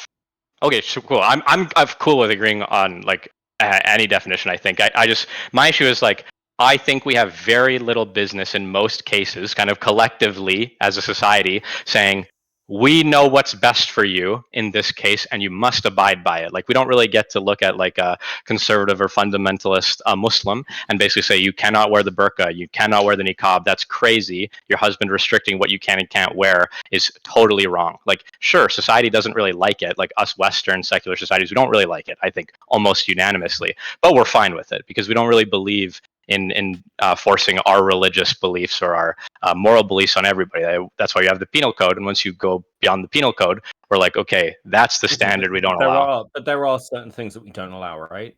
Like in France, like female genital mutilation or something like that, which is against the law. Yeah. Yes, Well, FGM, yeah, like FGM, like actually in France, banning of the hijab. You've also got stuff like. Well, my understanding is that doesn't really have to do with the content of this discussion. Like France, it's a public safety concern, not a domestic concern, I think. Right? Well, it's to do with, okay, so just very quickly, it's to do with the fact that France is an a-religious republic and has been since the revolution. And you're also banned, for instance, if you're in the public service, you can't wear a cross. You can't openly display certain symbols of religiosity in situations that are public. And with the hijab, it's considered like it's got some public safety stuff to it, but largely it's to do with the fact that it's seen as forcing religion into like people's lives without their consent.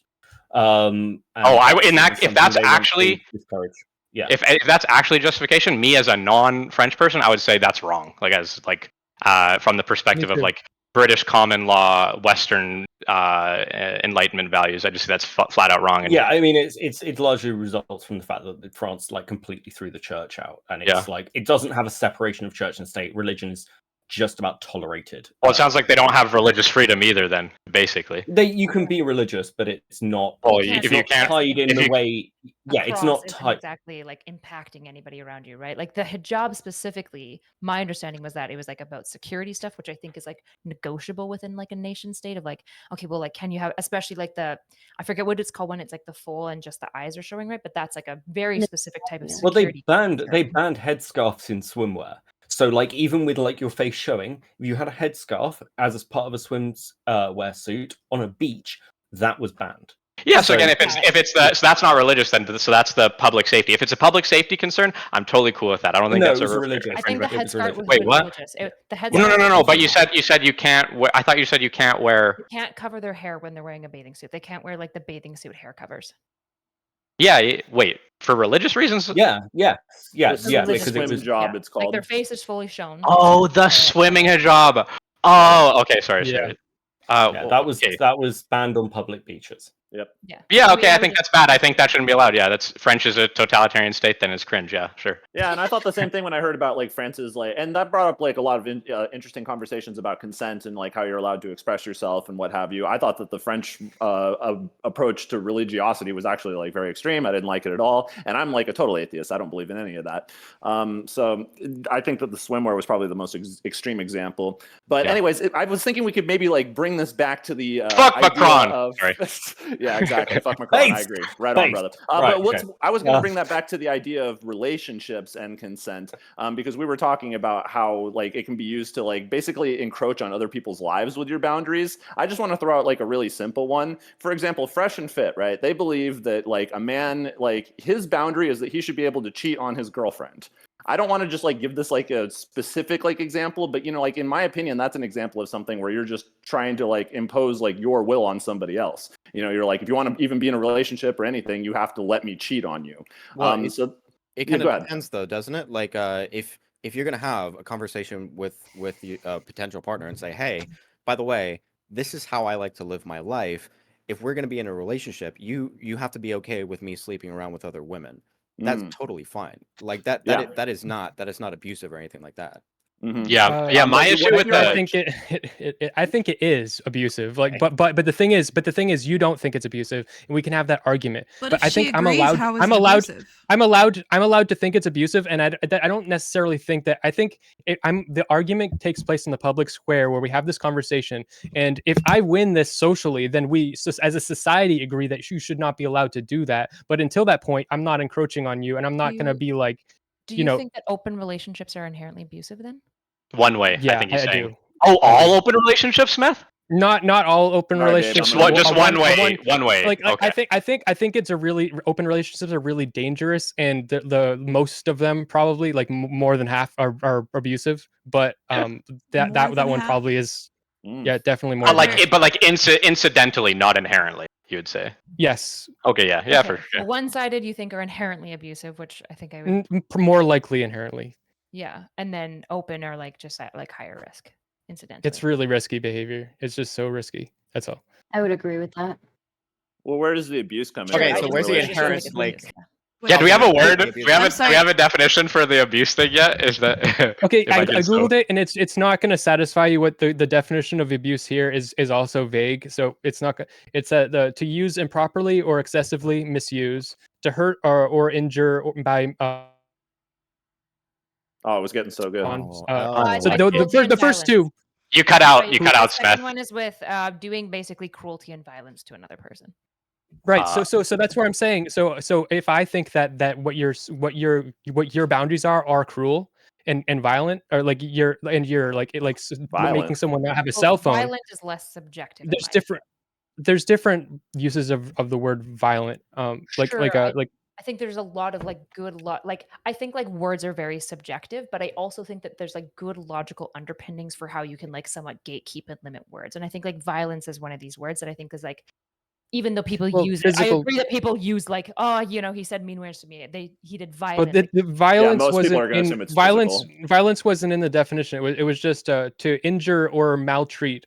Um, to injure or maltreat covers both, like physical or Oh, okay. emotional abuse. Yeah. Like Wait, I to have a improperly use. So like, but like if like by that, like if I can think something's abusive that you don't think is abusive, so like that can happen all the time. And so when we have these conversations, like we have to defer to what is the law and what should be the law, because it's very subjective. What is abuse is subjective.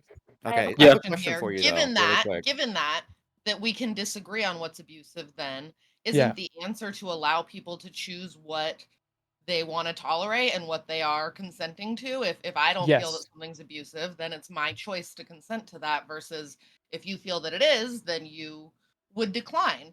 And that's kind of the whole thing in Well, a nutshell there. I'm saying that conversation doesn't. I don't go to you in that case and tell you, like, unless I'm like your family member, but I don't go to you and tell you like not to do that. But we have a public conversation where, like, if I really think that what you're doing is like harmful to you and you should not be allowed to be hurting yourself like that, and I'm passionate about that, then that I'm trying to make that a law or something. And if the society all agrees, now that's like a law. And until that point, I'm not going to you and telling you I don't think I should be going to you and telling you to stop. Okay. Really Again, easy like, I question. think- Super easy question for Smeth, really quick. If I want to have a relationship with someone and I tell them, if you want to be in a relationship with me, I have a really strict rule that you're not gonna go get dicked down by someone else.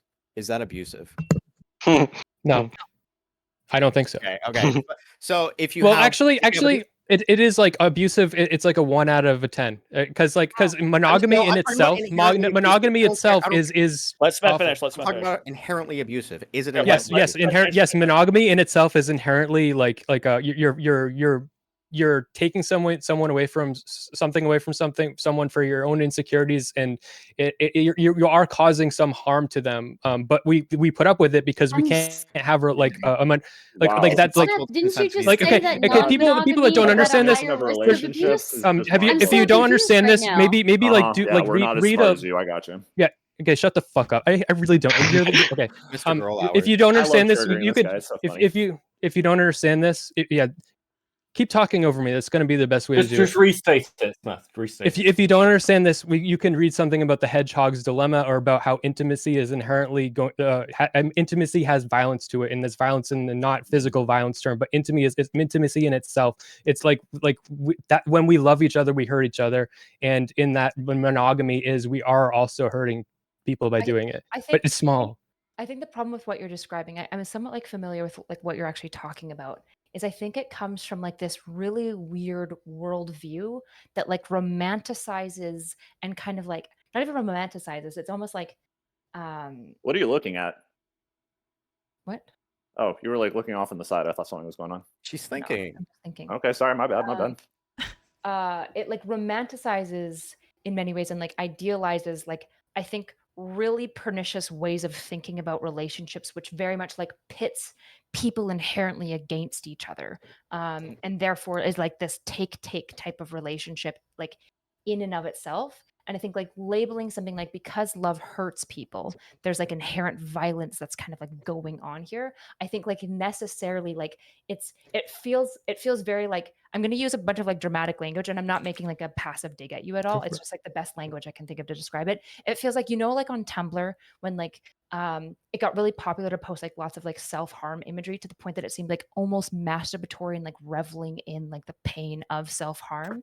I think like these types of like worldviews about relationship feel very akin to that. Like I don't think it's identical, but it feels like it's almost like this weird like I understand that there's harm and that it's abusive, and therefore like there's like this problem that's going on. It feels like it's like reveling in something that really all you would need to go is harm does occur, but harm isn't always like immoral, right? I And think I agree with that. I agree. okay, and then if harm is not immoral, then things like just because I hurt my partner, which I agree, any partnership results in some level of hurt, right? Even people who really love each other, then that doesn't imply that like a violence has been done or a harm, or therefore that an abuse has been done, because I don't think that we can define any form of harm as just abuse, because if we do, then abuse is fine most of the time, and then I don't know where to draw the line of when abuse isn't okay. I prefer to have the language like abuse means something that like isn't okay, and then harm is all the messy stuff in between that we go, yeah, it happens, but it is morally neutral, if that makes sense. I think this is I where also I don't like know where come to. down to. Sorry, just very quickly, because I think this matters, because we talk about this stuff from the abstract, but I feel like we're missing like the more extreme things. If we want to look at like Jonah Hill and be like, okay, we can say that these boundaries may be extreme, but I don't think many people here are like, okay, this is abusive. But part of the problem is when we look at it, we're looking at like relationships that almost we can see are unhealthy. But the real question is, what about people who like get dragged into cultish relationships or have some weird dynamics that clearly have an impact on how that person's able to think? And like you can again see the court coming down when people aren't able to consent for like let's say you've got somebody who's mentally ill. Or like the JF example is really good at this. JF like regularly like dated and married like mentally retarded women. It's so much so that one woman was taken away from him by the court. They had to intercede, and the parents were like, she can't consent, and the court was like, she can't consent, she has the understanding of a child. And if there are certain boundaries being put to you and you're like, yeah, this is absolutely fine, like great, then I think there are certain levels where you're like, actually that's abusive because you're with somebody who clearly has hang-ups. And like maybe the career one is, if you go to somebody and say, listen, we can be in a relationship together, but you have to give me complete power and control over you. You have to make sure that the wages you earn come to me so I can like give them to like do the right thing with them, make sure that all the bills are paid. You're not trustable enough. And like those implicit dynamics, we might be like, oh, well, you can consent to that. But realistically, if we saw one of our friends in that relationship, we would try so hard to get them out. And when we look at people who've had these relationships blow up years later and they're like, this is what this person did to me, we understand that those were abusive. Even if they were boundaries, even if they're presented that way, they're actually not, right? I mean, I guess I would say like, yeah, definitely those situations are abusive, but more importantly, they're illegal, right? Like they're not consensual because in the case of financial JF's, control. Well, financial control is still something that is legal, but if somebody has like no ability to live their life financially independently, they're completely reliant financially on a partner, and everything that they do is controlled by that partner. It's legal, right? That is a this is legal why we've thing. ended up with women's shelters, isn't it? Like we've not like done away with this and been like, we don't need women's shelters anymore because women like are always financially independent in their relationships. Well, what would you think about like the romanticization That's a tough women one. who romanticize traditional relationships, the trad wives trend or whatever? Like how do you feel about that? Because a lot of what you described here seems really similar to people that like actually prefer to be in relationships where I think even in trad relationships, you will still have women who will still have some amount of agency in their decision making abilities, sure, right? yeah, more or less. This idea, no. Just to be really fucking clear about this, because this is like this is a far right myth of what relationships looked like in the 1950s, and even then, very often women ran the household, they ran the finances, they ran the sort of like ethics and rules in the house because the man wasn't there. Like those relationships like had power dynamics in them where often women had quite a lot of control and power. The way this trad relationship is pushed forward is not like the reality of how those relationships were.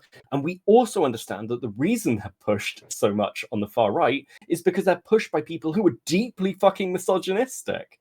And the people who get involved in those relationships, listen, if somebody came out and said, I want to have a trad business where I don't pay my employees properly and they live in a fucking dormitory and get 2 meals a day, we wouldn't be like, oh, well, that's the lifestyle choice. We'd be like, you're a fucking abusive employer. Right, we have laws for that. Like I think like when it comes to like things like financial abuse, I think that's something that I wouldn't be surprised to see like in the future gets extended into like criminal law. In fact, I know like in Canada there is talks about this specifically because like a lot of things like economic abuse, it does fall sometimes under branches like coercion, right? But for any woman who's been financially abused, she can tell you good fucking luck, right? Good fucking luck trying him. However, my understanding is that like I hear what you're saying. I guess I don't really see the argument. I don't know. Maybe I'm missing it. Like, what is the driving home issue that you're like raising here? Okay, Like, simply.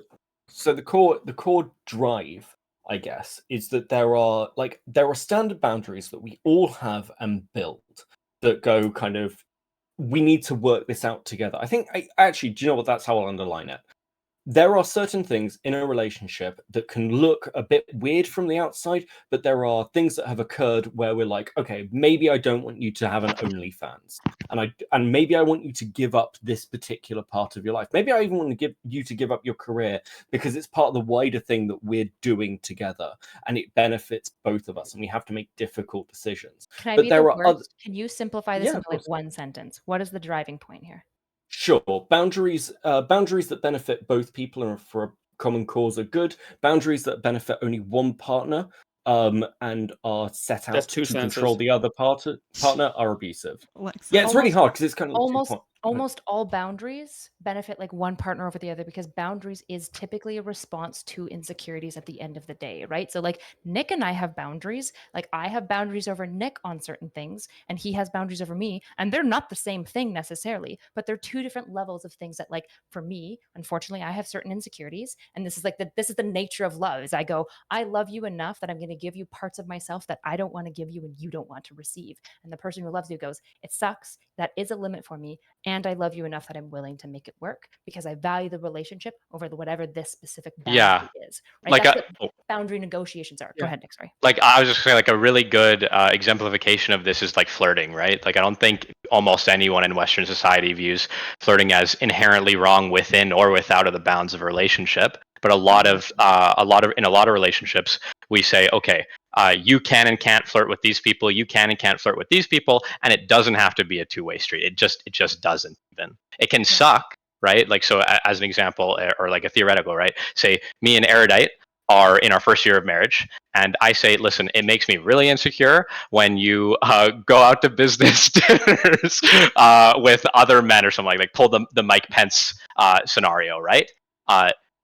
That's totally within the bounds for me to ask of her. And it doesn't necessarily have to be reciprocal. And even if it's not abusive. It's just something that I might require. And I'm allowed to ask and she's allowed to say no. Well, Can I mean, pose something? Because yeah, go like ahead.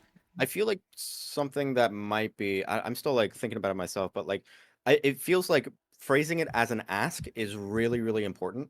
In relation to like if it's not phrased as an ask, if you're in a relationship with someone and then you make demands on them, Right. that is a totally different scenario, right? But like I feel like sometimes asks and demands can look really, really similar, and that's when you start getting into really dangerous territory. Do you think so? If you ask with what's that word? If you ask with an ultimatum, is that what you would define as a demand? So basically, I'm asking this of you, and I'm really sorry, but if you can't give it to me, we're done. Like, is that? It's totally fine, but you'll be single afterwards. That's what I'm saying. That's where I think the line starts to like get blurry. I think it's totally fair to make asks of a partner and then say if these aren't fulfilled, then I don't think that we should have a relationship with each other. I think that's totally fine. It feels really weird when you try and rephrase it into a scenario where like if you have two people in a relationship and then someone starts doing something that's like that they see as wrong, and then it's almost like punitively they're like you cannot be doing this, and it's not even like it's not even about like whether or not the relationship's going to work. It's just you cannot do this, period. Yeah, I completely agree with that, and that's my probably single greatest frustration with the red pill shit is that it's never a request, it's never an ask, it's never a boundary. It's almost unanimously a moral imposition. It's like a dude telling his wife or his girlfriend or his partner or whatever, if you do this, you're fucking scum. You're a thought. You're a 304, whatever. And if I do it, it's like I'm a man. Like, come on, it's my birthright. I Or whatever, mean, dog. I What are you talking actually about? feel that it's better that they're so forthright about this stuff because I mean, honestly, at least you know what you're in for, and you can immediately say, "Fuck you, I'm not dealing with that bullshit." I guess it's a good litmus do you know what? test Do you know for what? women. I Hold mean, if on, a guy hold on. tells a girl that he wants to do this kind of stuff, she can just immediately be like, "That kind of relationship sounds like it's not for me." So Bounce. actually, like that, yeah, that kind of thing is going to be really helpful if you want to put that up forward as a boundary. It can just like one more literally s- help Yeah, determine if like they in want to be in a bigger- relationship. One more Well, thing. that also comes. They also Wait, have to we'll get do- rich wait, so that one more women thing. have a harder time saying no. Let's let Madam Genevieve. true. Let's let Madam True. Genevieve jump in. I think like a common theme throughout the past few points is that like these are important conversations to have, but it needs to be a conversation, not just like a list of demands. And ideally, it should happen at the beginning of the time when you guys are starting to like define your relationship as something that you're like both committing to, right? Because that's sort of a turning point. So you Exactly. And shouldn't the thing wait that I to was going to bring add this is up like exactly later. connected to that, where like if you get into a relationship, and a lot of relationships, for one reason or another, can have dynamics where like one person is working more than the other. They're sharing a house, they're sharing so many different things, and then it gets into a situation where like some person has more financial leverage than the other. And then if you make asks like this later on, there can be implications that are being overlooked. Whereas like now I'm making asks of you that you need to behave in this way, this way, and this way. And implicitly, if you don't agree to this, then you're going to be kind of like shit out of luck financially as well. Yeah, I think just to rephrase mine, because I think I've like the conversation's helped. Like Yeah, really simply, it's when when a boundary removes the power from the other person, that's when it becomes abusive. Does that make sense? So when your boundary is literally depowering your partner, it's not the same as I don't think that's I abusive. don't want you to go I to think it's no, like risky. I think it's risky. But for example, like in relationships where, for example, like say you've got a partner who like has like serious mental health crises, and they're aware of this. You guys have talked about it. Say you've got a partner who has schizophrenia, and depending on like certain like things, there are sometimes risks where they like might have psychotic breaks. And so there might be agreements, for example, that like necessarily disempower them at times, both agreed upon when they're both like in good states, that are disempowering boundaries. There are certain limits, for example, where like if they try to take out too much money from the bank account at a single time, it like the person gets pinged in it, they can override it. And so like even disempowering boundaries can be good or can be bad. And I think like this highlights the difference between like social trials and legal trials, because in legal trials there are Right. black and white definitions. In the case of like relationship dynamics though, it's so much more complicated, which is why like when it comes to like relationship dynamics, when is it abuse? It's like, well, there's certain things that are obviously abuse, but it's a lot of a low-key's wager of like, well, it looks like abuse, so it's probably abuse, but also like I don't know where the neck and the head begins, you know? What I like to do, this is my system. I know people fucking don't like it. I call it all abuse. Even like I'm willing to just say even monogamy itself is abuse, but it's just a little bit. It's just a little bit, and I don't. Who cares? But and so I like to look at it as a scale, and like, so you're asking and you're setting boundaries that take something away from someone else, and we have a standard of how much rights somebody should have. And if you are taking enough things away from somebody, where now you're like there's a point at which you're taking too much away from them, and at that point, and that point's gonna be different for different people with different values, but at that point is when you're gonna consider it abuse. I feel like a really big distinction is making sure that like is so like one thing that's really important is boundaries can change over time as well, Mm-hmm. on both sides of this. So and really important thing that I was kind of alluding to earlier is making sure that setting those boundaries don't have this implicit like a coercion to the answer, where like if you are going to be making a boundary, then you better damn well know that the person on the other end has the power to say no, Mm-hmm. the full power to say no. And if they don't, that's when you're going to be getting into really harmful scenarios. I do want to kind of revisit what Beckett said about disempowering somebody, because I do think that there was a valid point in there. I understand what like Notsoerudite is saying about somebody who's maybe mentally ill, that you do have to disempower in some situations because of what they're going through. But I think you have to disempower them in those situations, because if you don't, they will be disempowering you and your entire family, right? Like that, like you kind of you like yes, there needs to be like limits if somebody decides to take out like a ridiculous amount of money out of a bank account, right?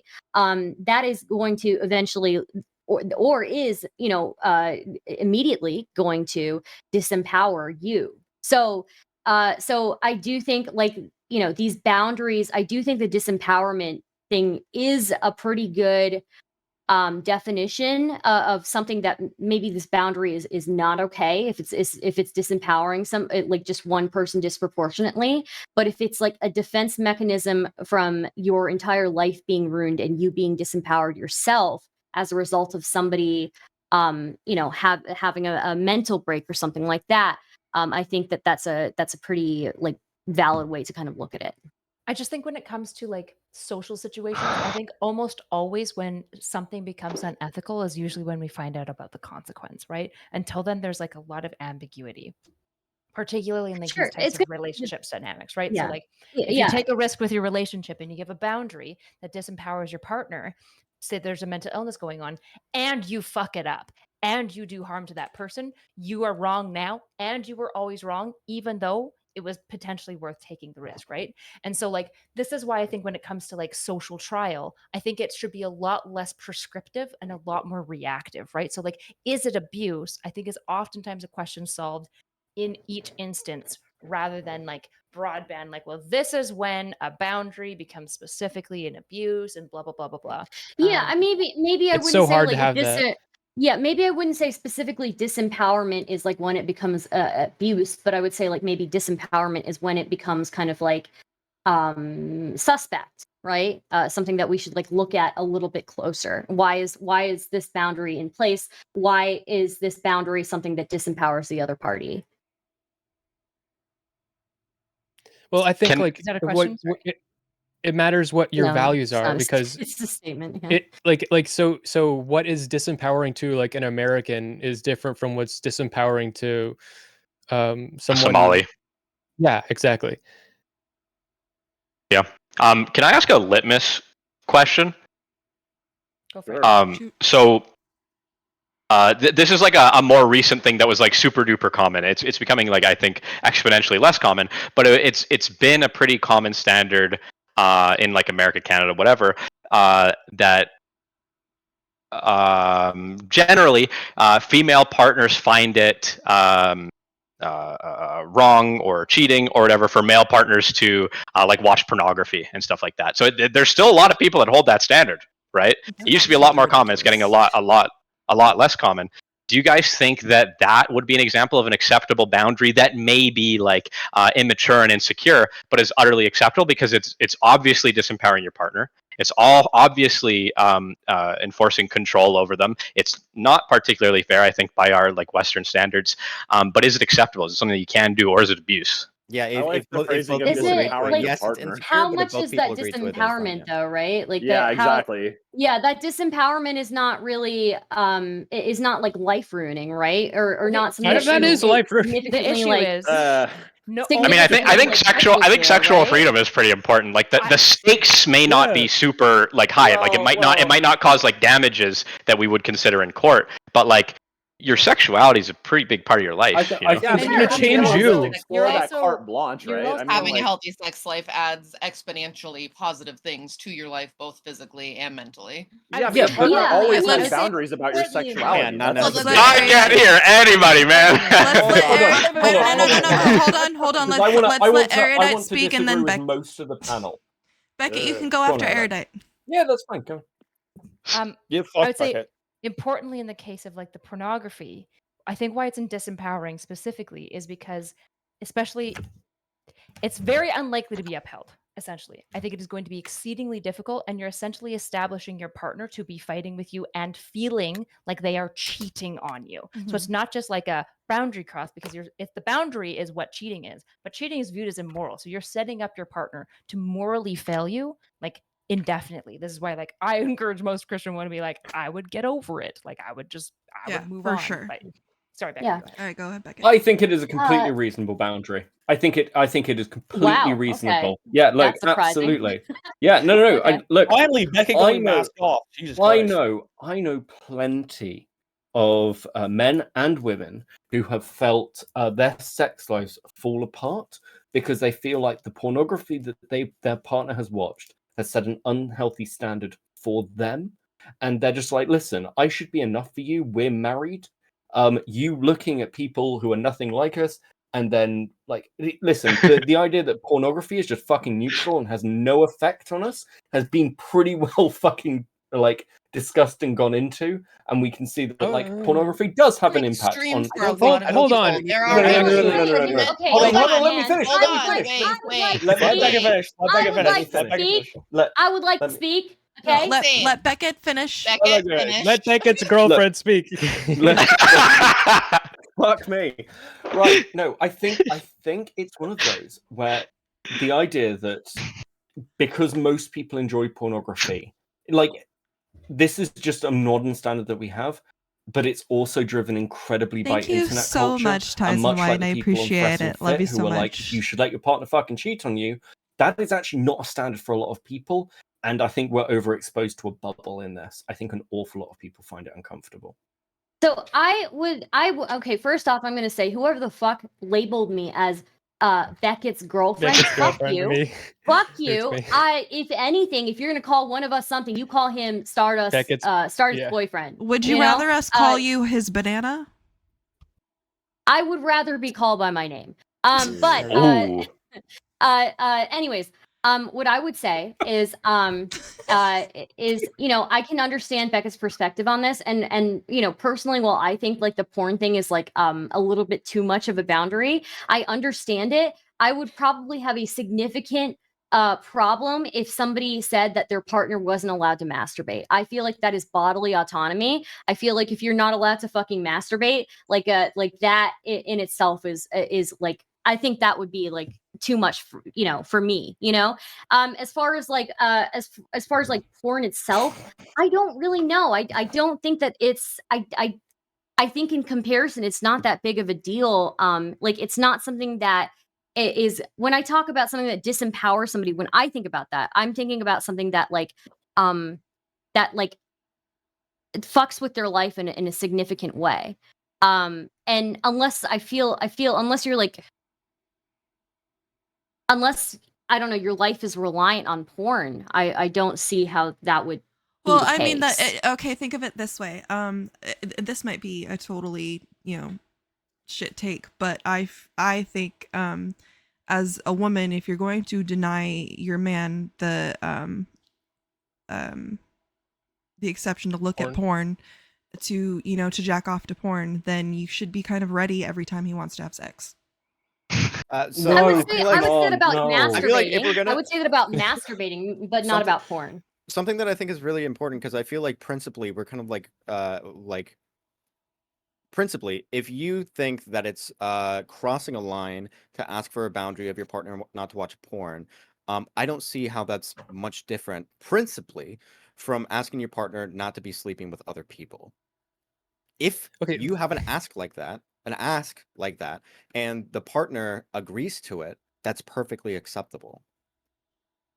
But like with the porn thing, it I just think it's bad. I just think it's bad. I think you're setting your relationship up to be fucked. But I agree. You're saying bad. You would say. I'm just saying we shouldn't base it on like social standards or our own moral presuppositions or anything like that. It's just whether or not like this is an ask that two people can come to the conclusion, yes, I can do that for you. If you have an insecurity that says that if your partner is watching porn, it makes you feel really, really bad, and that you can't sustain a relationship, if that's the case, that's totally acceptable. If the other person says, yes, that's fine, then it's all good. Okay, so final clarification on it then for me, if that's okay, really quick. Sorry, Smeth. Is it acceptable? Is it abuse? Is it dumb? Because I would say it's acceptable. It's not abuse, and it isn't dumb. It is dumb. Sorry. Yes, I would say yes, no, yes. Like the thing about it being dumb though, if the reason that they want it isn't explicitly because they're insecure, it's because they're insecure because they believe something that's dumb. And maybe you can have like a conversation where because if you think like, I don't agree with what Beckett said. I think that there isn't a lot of evidence that shows like it really. I think that I don't think that that's proven. So if there's evidence and you can have these it's different on an interpersonal level, because if it's just your insecurity, but if we're going to set a standard of is that abuse, like objectively should we call it abuse, then we should go by like what we can prove causes harm to people. Well, so I agree. Can I ask a question? Can I ask a question? Okay, so we did it for porn. Can we handle masturbation? Because I think having a boundary where your partner's not allowed to I just want to make I sure. think Are we so. done with No, the I porn want to. I conversation? want to go back to them Okay. because Oh, Because No I'm more good to do the conversation. masturbation. I just don't want to derail Yeah. it if Okay. there's like a bunch Hold of Yeah, on. people that sure, want to sure. talk Yeah, That's about good. it. That's a good point. because I don't think it's dumb, and these are the reasons. So, firstly, from the evidence basis, we're seeing people's like younger people who are exposed to a lot of pornography from a young age. We see this with like celebrities have come out. Billie Eilish has come out and said this. It changes how people view sex. It changes how people view relationships. It does have impacts. We are affected by the media we watch. Saying otherwise just doesn't track with anything we know about media consumption. It's like saying, well, if you watch like one particular news source, it's not going to affect your opinions. You're a critical person. That's obviously not fucking true. Yeah, but The something that second- negatively affects you doesn't mean that it's a reasonable ask to not. do Yeah, porn. like you know what's No, hold on. Let me Okay. finish. So, but secondly, like when we're talking about why it can negatively affect and why it's not necessarily like a dumb idea. Firstly, it may turn your partner in a way that, like, from early on in your relationship, their sexual desires and wants, and you're seeing their appetites change to something that you can't match and is becoming a problem in the relationship. And secondly, if your partner is watching a load of pornography that doesn't match up to any way that you look or like act or anything else, it could have implications, not even from an insecurity point of view, of how you see yourself and what you think your partner wants. Because we know that people get insecure over time in relationships over really minor things. It's a normal thing to happen. so I don't I think it's dumb. I think it's fine if you don't, but I don't think it's a dumb ask. We disagree on that, and that's what makes us think of it differently. So you might be Sure, right. I might be sure, right. that's fine. Yeah. so I guess what I would say is like possibility or even probability of harm I don't think can be the standard that we set for why these things are okay or are dumb or aren't dumb is the issue. Because if that's our standard, then it's like I can probably name a few things that are worse than porn or masturbation, like joining the military, especially if you have to serve a tour, or working a really awful trade like roughnecking or something like that that's going to be insanely hard on your body, or being a fucking surgeon where your hours are insane, you're not going to be emotionally available, and yada yada yada, right? So yeah, and maybe I shouldn't have said dumb. That was a little bit flippant. When I say dumb, I mean something that you, as the person asking the boundary, the world would be better if you got over it. Oh, that's fine. Yeah. Yeah, I mean, I can But I disagree. mean, with both you. me and Beckett probably think that But- the world would be better if either of us think the same as the other one. You know what I mean? In this case, or whatever. I mean, but we don't sound like we're willing to, like, you know, just like, you know, agree to disagree. But it sounds like we believe that 10 we're minutes, both start wrapping right. the panel up. Yeah, I think Okay. it's Can also we the ask about fact that masturbation before we Yes. end the Of You panel? got 10 minutes, so start talking about masturbation. Yeah, Okay, fuck it. okay, We'll move on to masturbation. masturbation. Finished in 10 I think minutes. preventing somebody from masturbating, it could be abusive, honestly, because like masturbation, I feel men need to empty. So there are health benefits to masturbation. Men need to empty out their I don't think Uh, they need to. I think there's benefits to but there are masturbating, but I don't benefits think to that's it. harmful not to. Not need is the wrong word, right? But there are benefits to it. You know, reduce risk of like Prostate cancer. you know, things like that. So I do think that it's like too far. Like saying that your partner masturbating is cheating. I think that's too far. What do you I'm gonna guys actually think? jump in. that's I a think good reason Hold on. there's to some know really to good ask. evidence from the 1800s that when women get hysterical, they need to be sent to a doctor and helped through like medical science. And yeah, I agree with you. I think that's really important. I just wanna- the 1800s is based. I want to add to the jacking off situation. By telling Ooh, by telling no, no, okay. by telling by Ew. telling your partner that they Both can hands, jack let's off, see. but they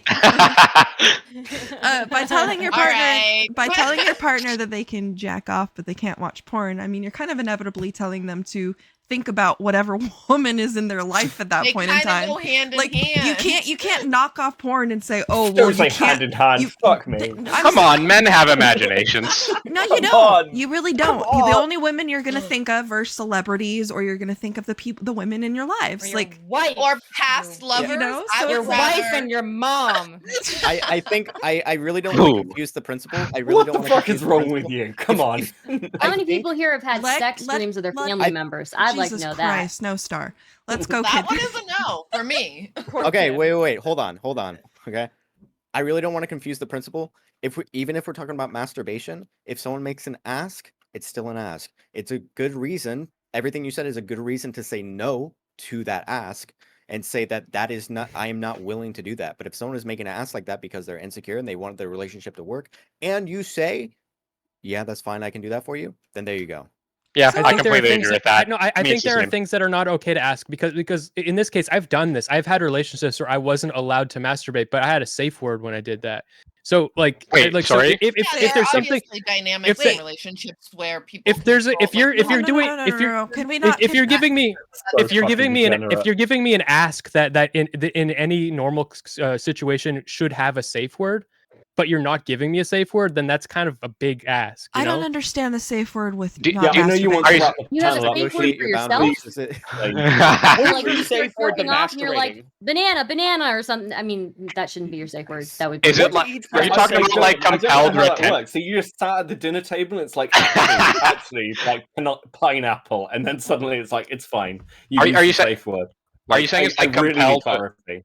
Yeah, are you saying it's like compelled retention, Smeth? Like, I've just had relationships where I had people tell me if I was allowed to or not, and I okay, didn't want to. okay. Oh, okay. But it's like off and on. Okay, I It's like gotcha. a I kink would. thing. It's like a kink thing. Yeah, yes, but like, There but you what, go. but like to control someone's sexuality is like when you're controlling someone's sexuality, you have a safe word, and if you don't, then that's abuse. I We just- consider that abusive. I just think kinks are really different than boundaries, right? Because in the case of the kink, Yeah, that's she's a, like your partner wasn't asking you not to masturbate. You were asking them to get you to not masturbate for the purpose of the kink. In the case of the Right. boundary, it would just be your partner saying, "It makes me insecure."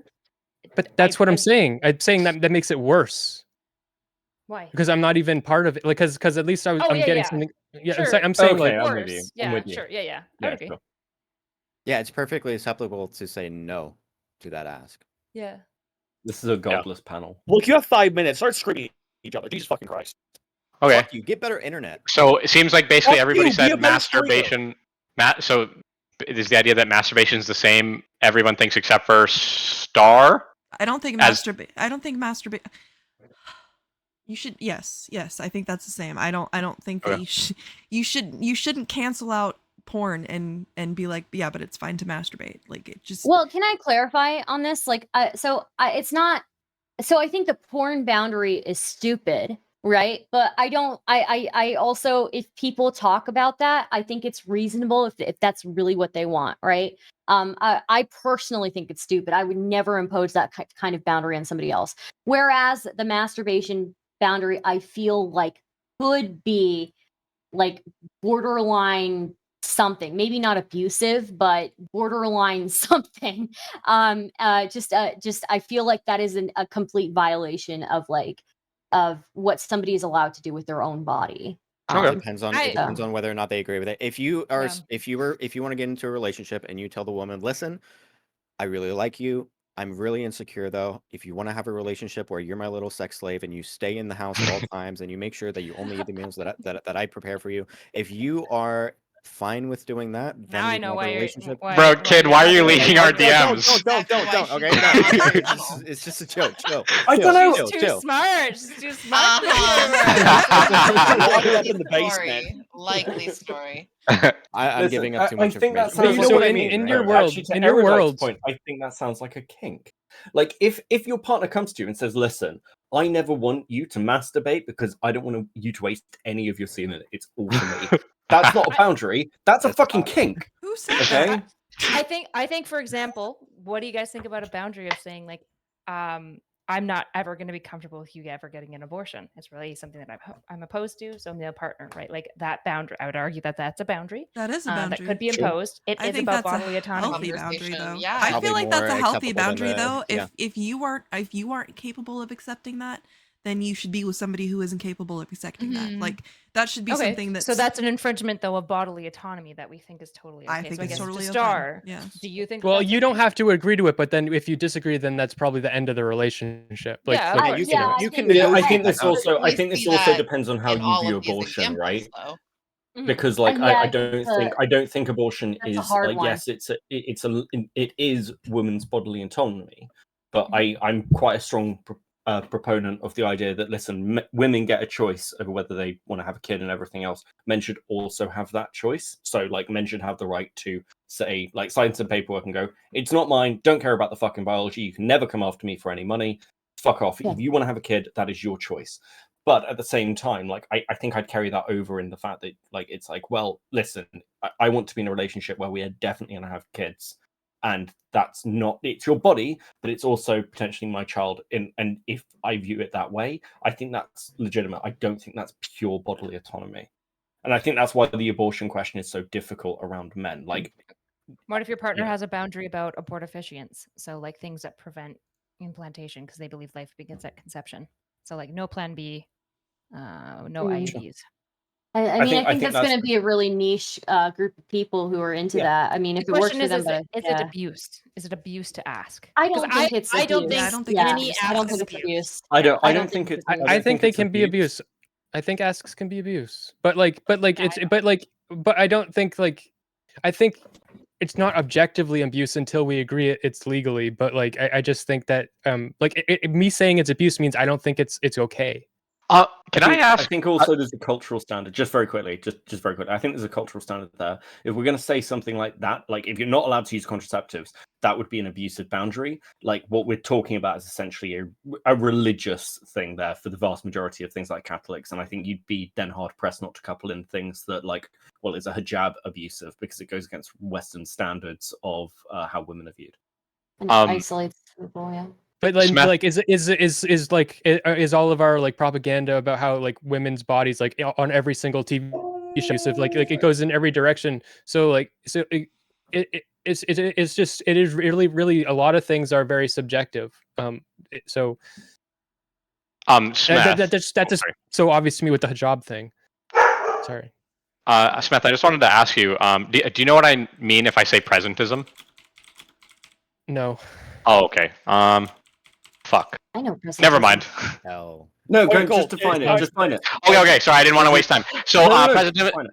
Yeah. Presentism is basically when you view things that happened in the past that were viewed as like correct or right at the time as say we assume that we say that they're wrong now. Hindsight is You say that 2020. they were always wrong. Sorry. Hindsight is 2020.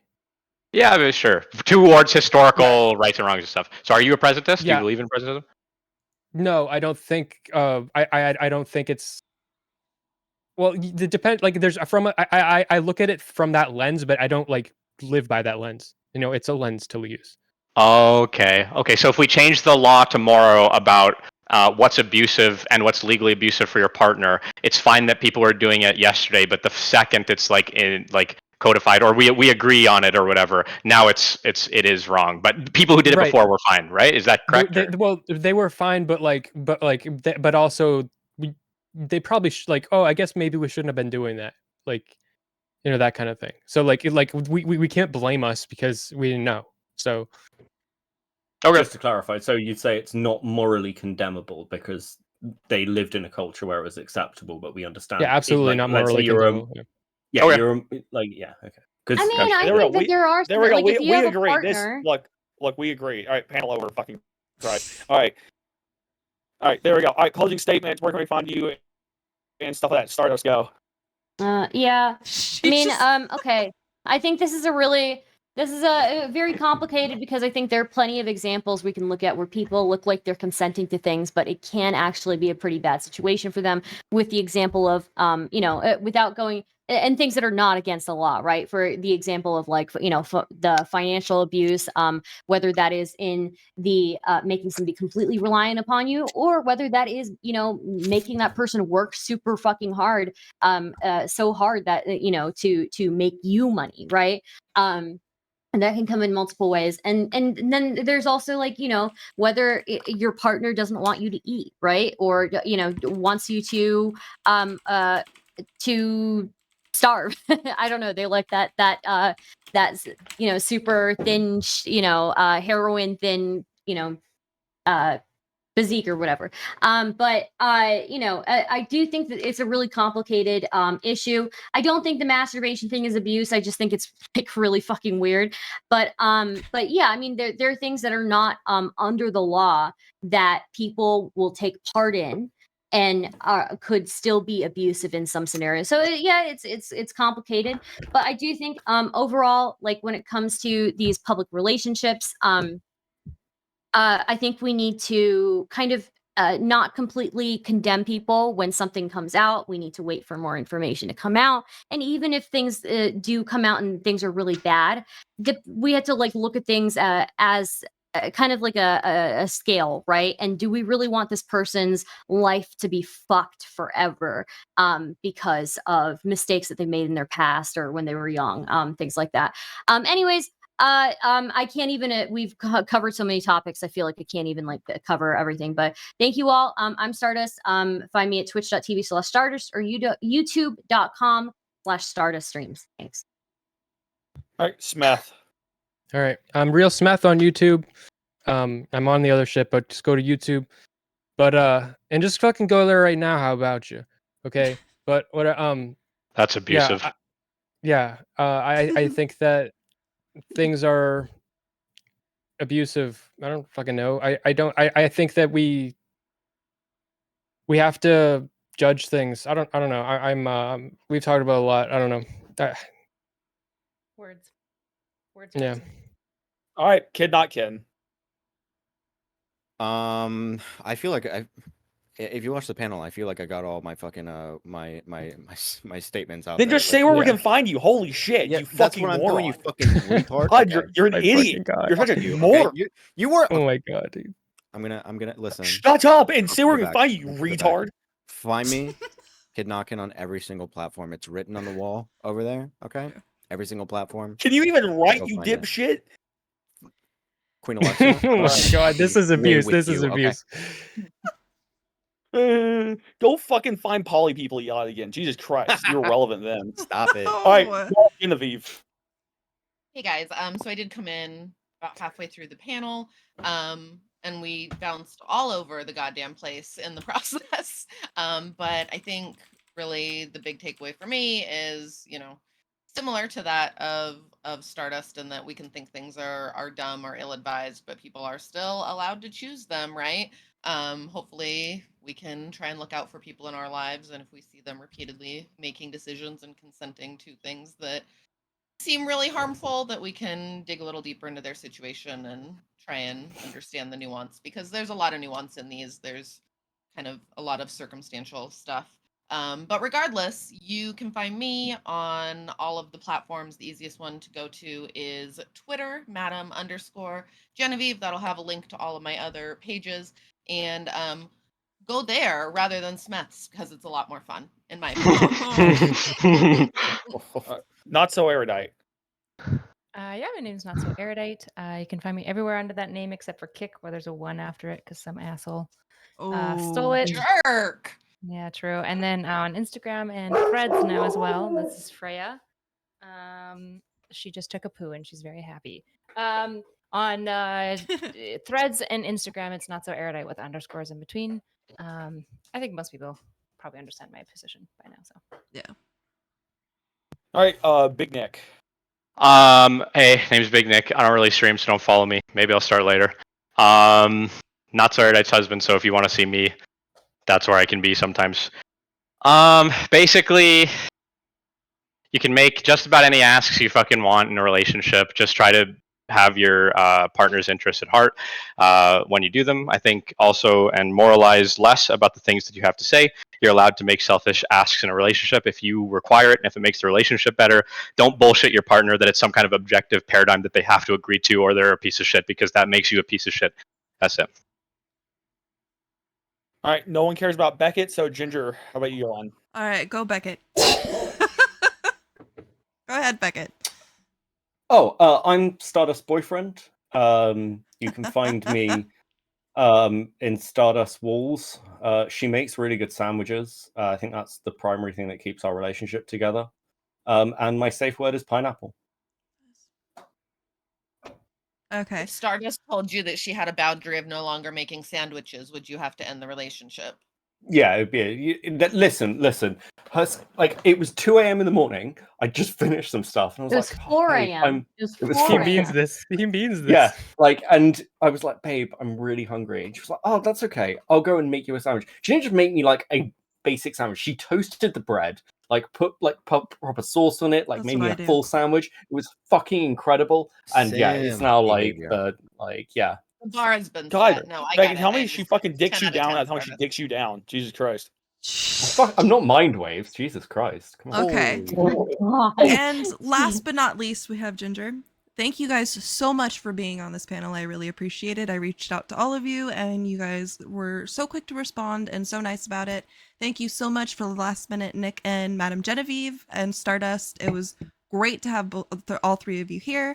I am Ginger Ramoth. You can find me at Ginger Ramoth, twitch.tv/Ginger Ramoth, or on YouTube, Ginger Ramoth, or on Twitter, Ginger Ramoth. Thank you guys for stopping by, and you guys can either stick around and chat or feel free to just peace out.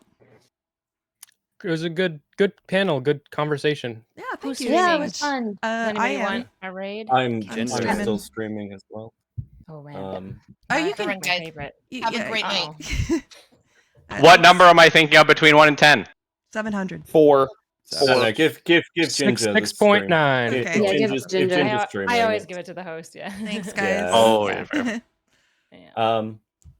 Yeah, yeah. no, I appreciate you guys being here.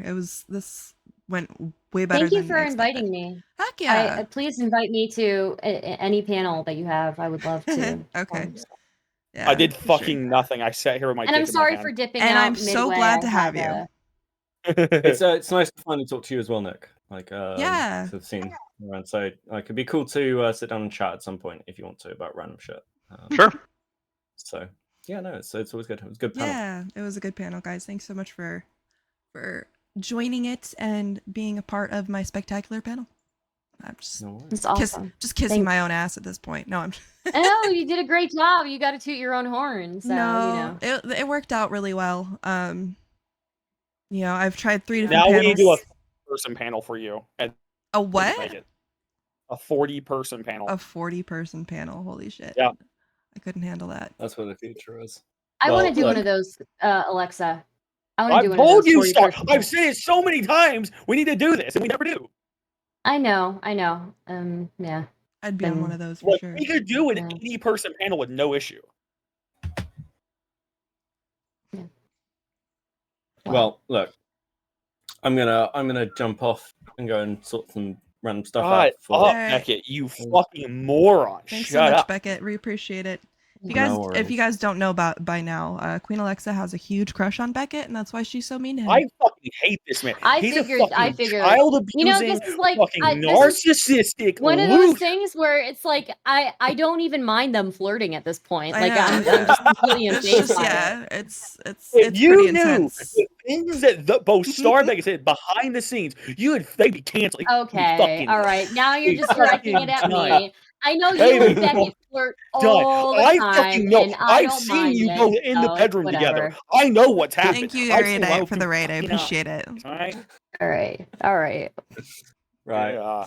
You guys are amazing. Okay. Thank you so much. Thank you. And Laters. Bye. special Oh, thanks sorry. to Queen Alexa for hosting the panel. I really appreciate it. I did literally nothing. But I love having you here. It's always a treat. Yeah. Yeah. All right. All right. See you guys. Yeah. Bye, You nerds. guys. Follow me on Twitter. Yeah, Queen Alexa 147. Yes, Queen Just follow Alexa me. 147. Yep. All right. See you, Tinder. Bye. All right. Wow. That was fun. I enjoyed that. I am so getting banned here. My apologies. Don't worry about it. I am going to actually run to the restroom real quick. It's 10:12. I'll be back by 10:15. I'm going to grab a snack and fill my drinks up. And then we are going to jump right into what I normally do, which is stuff about scamming. Because we like to alert my chat to all the new scams going on in the world. So, yeah, we will be right back, guys. Get your drinks, get your snacks, get your weed and cigarettes and all that. Cigarette is bad for you. Everything else is good for you. No.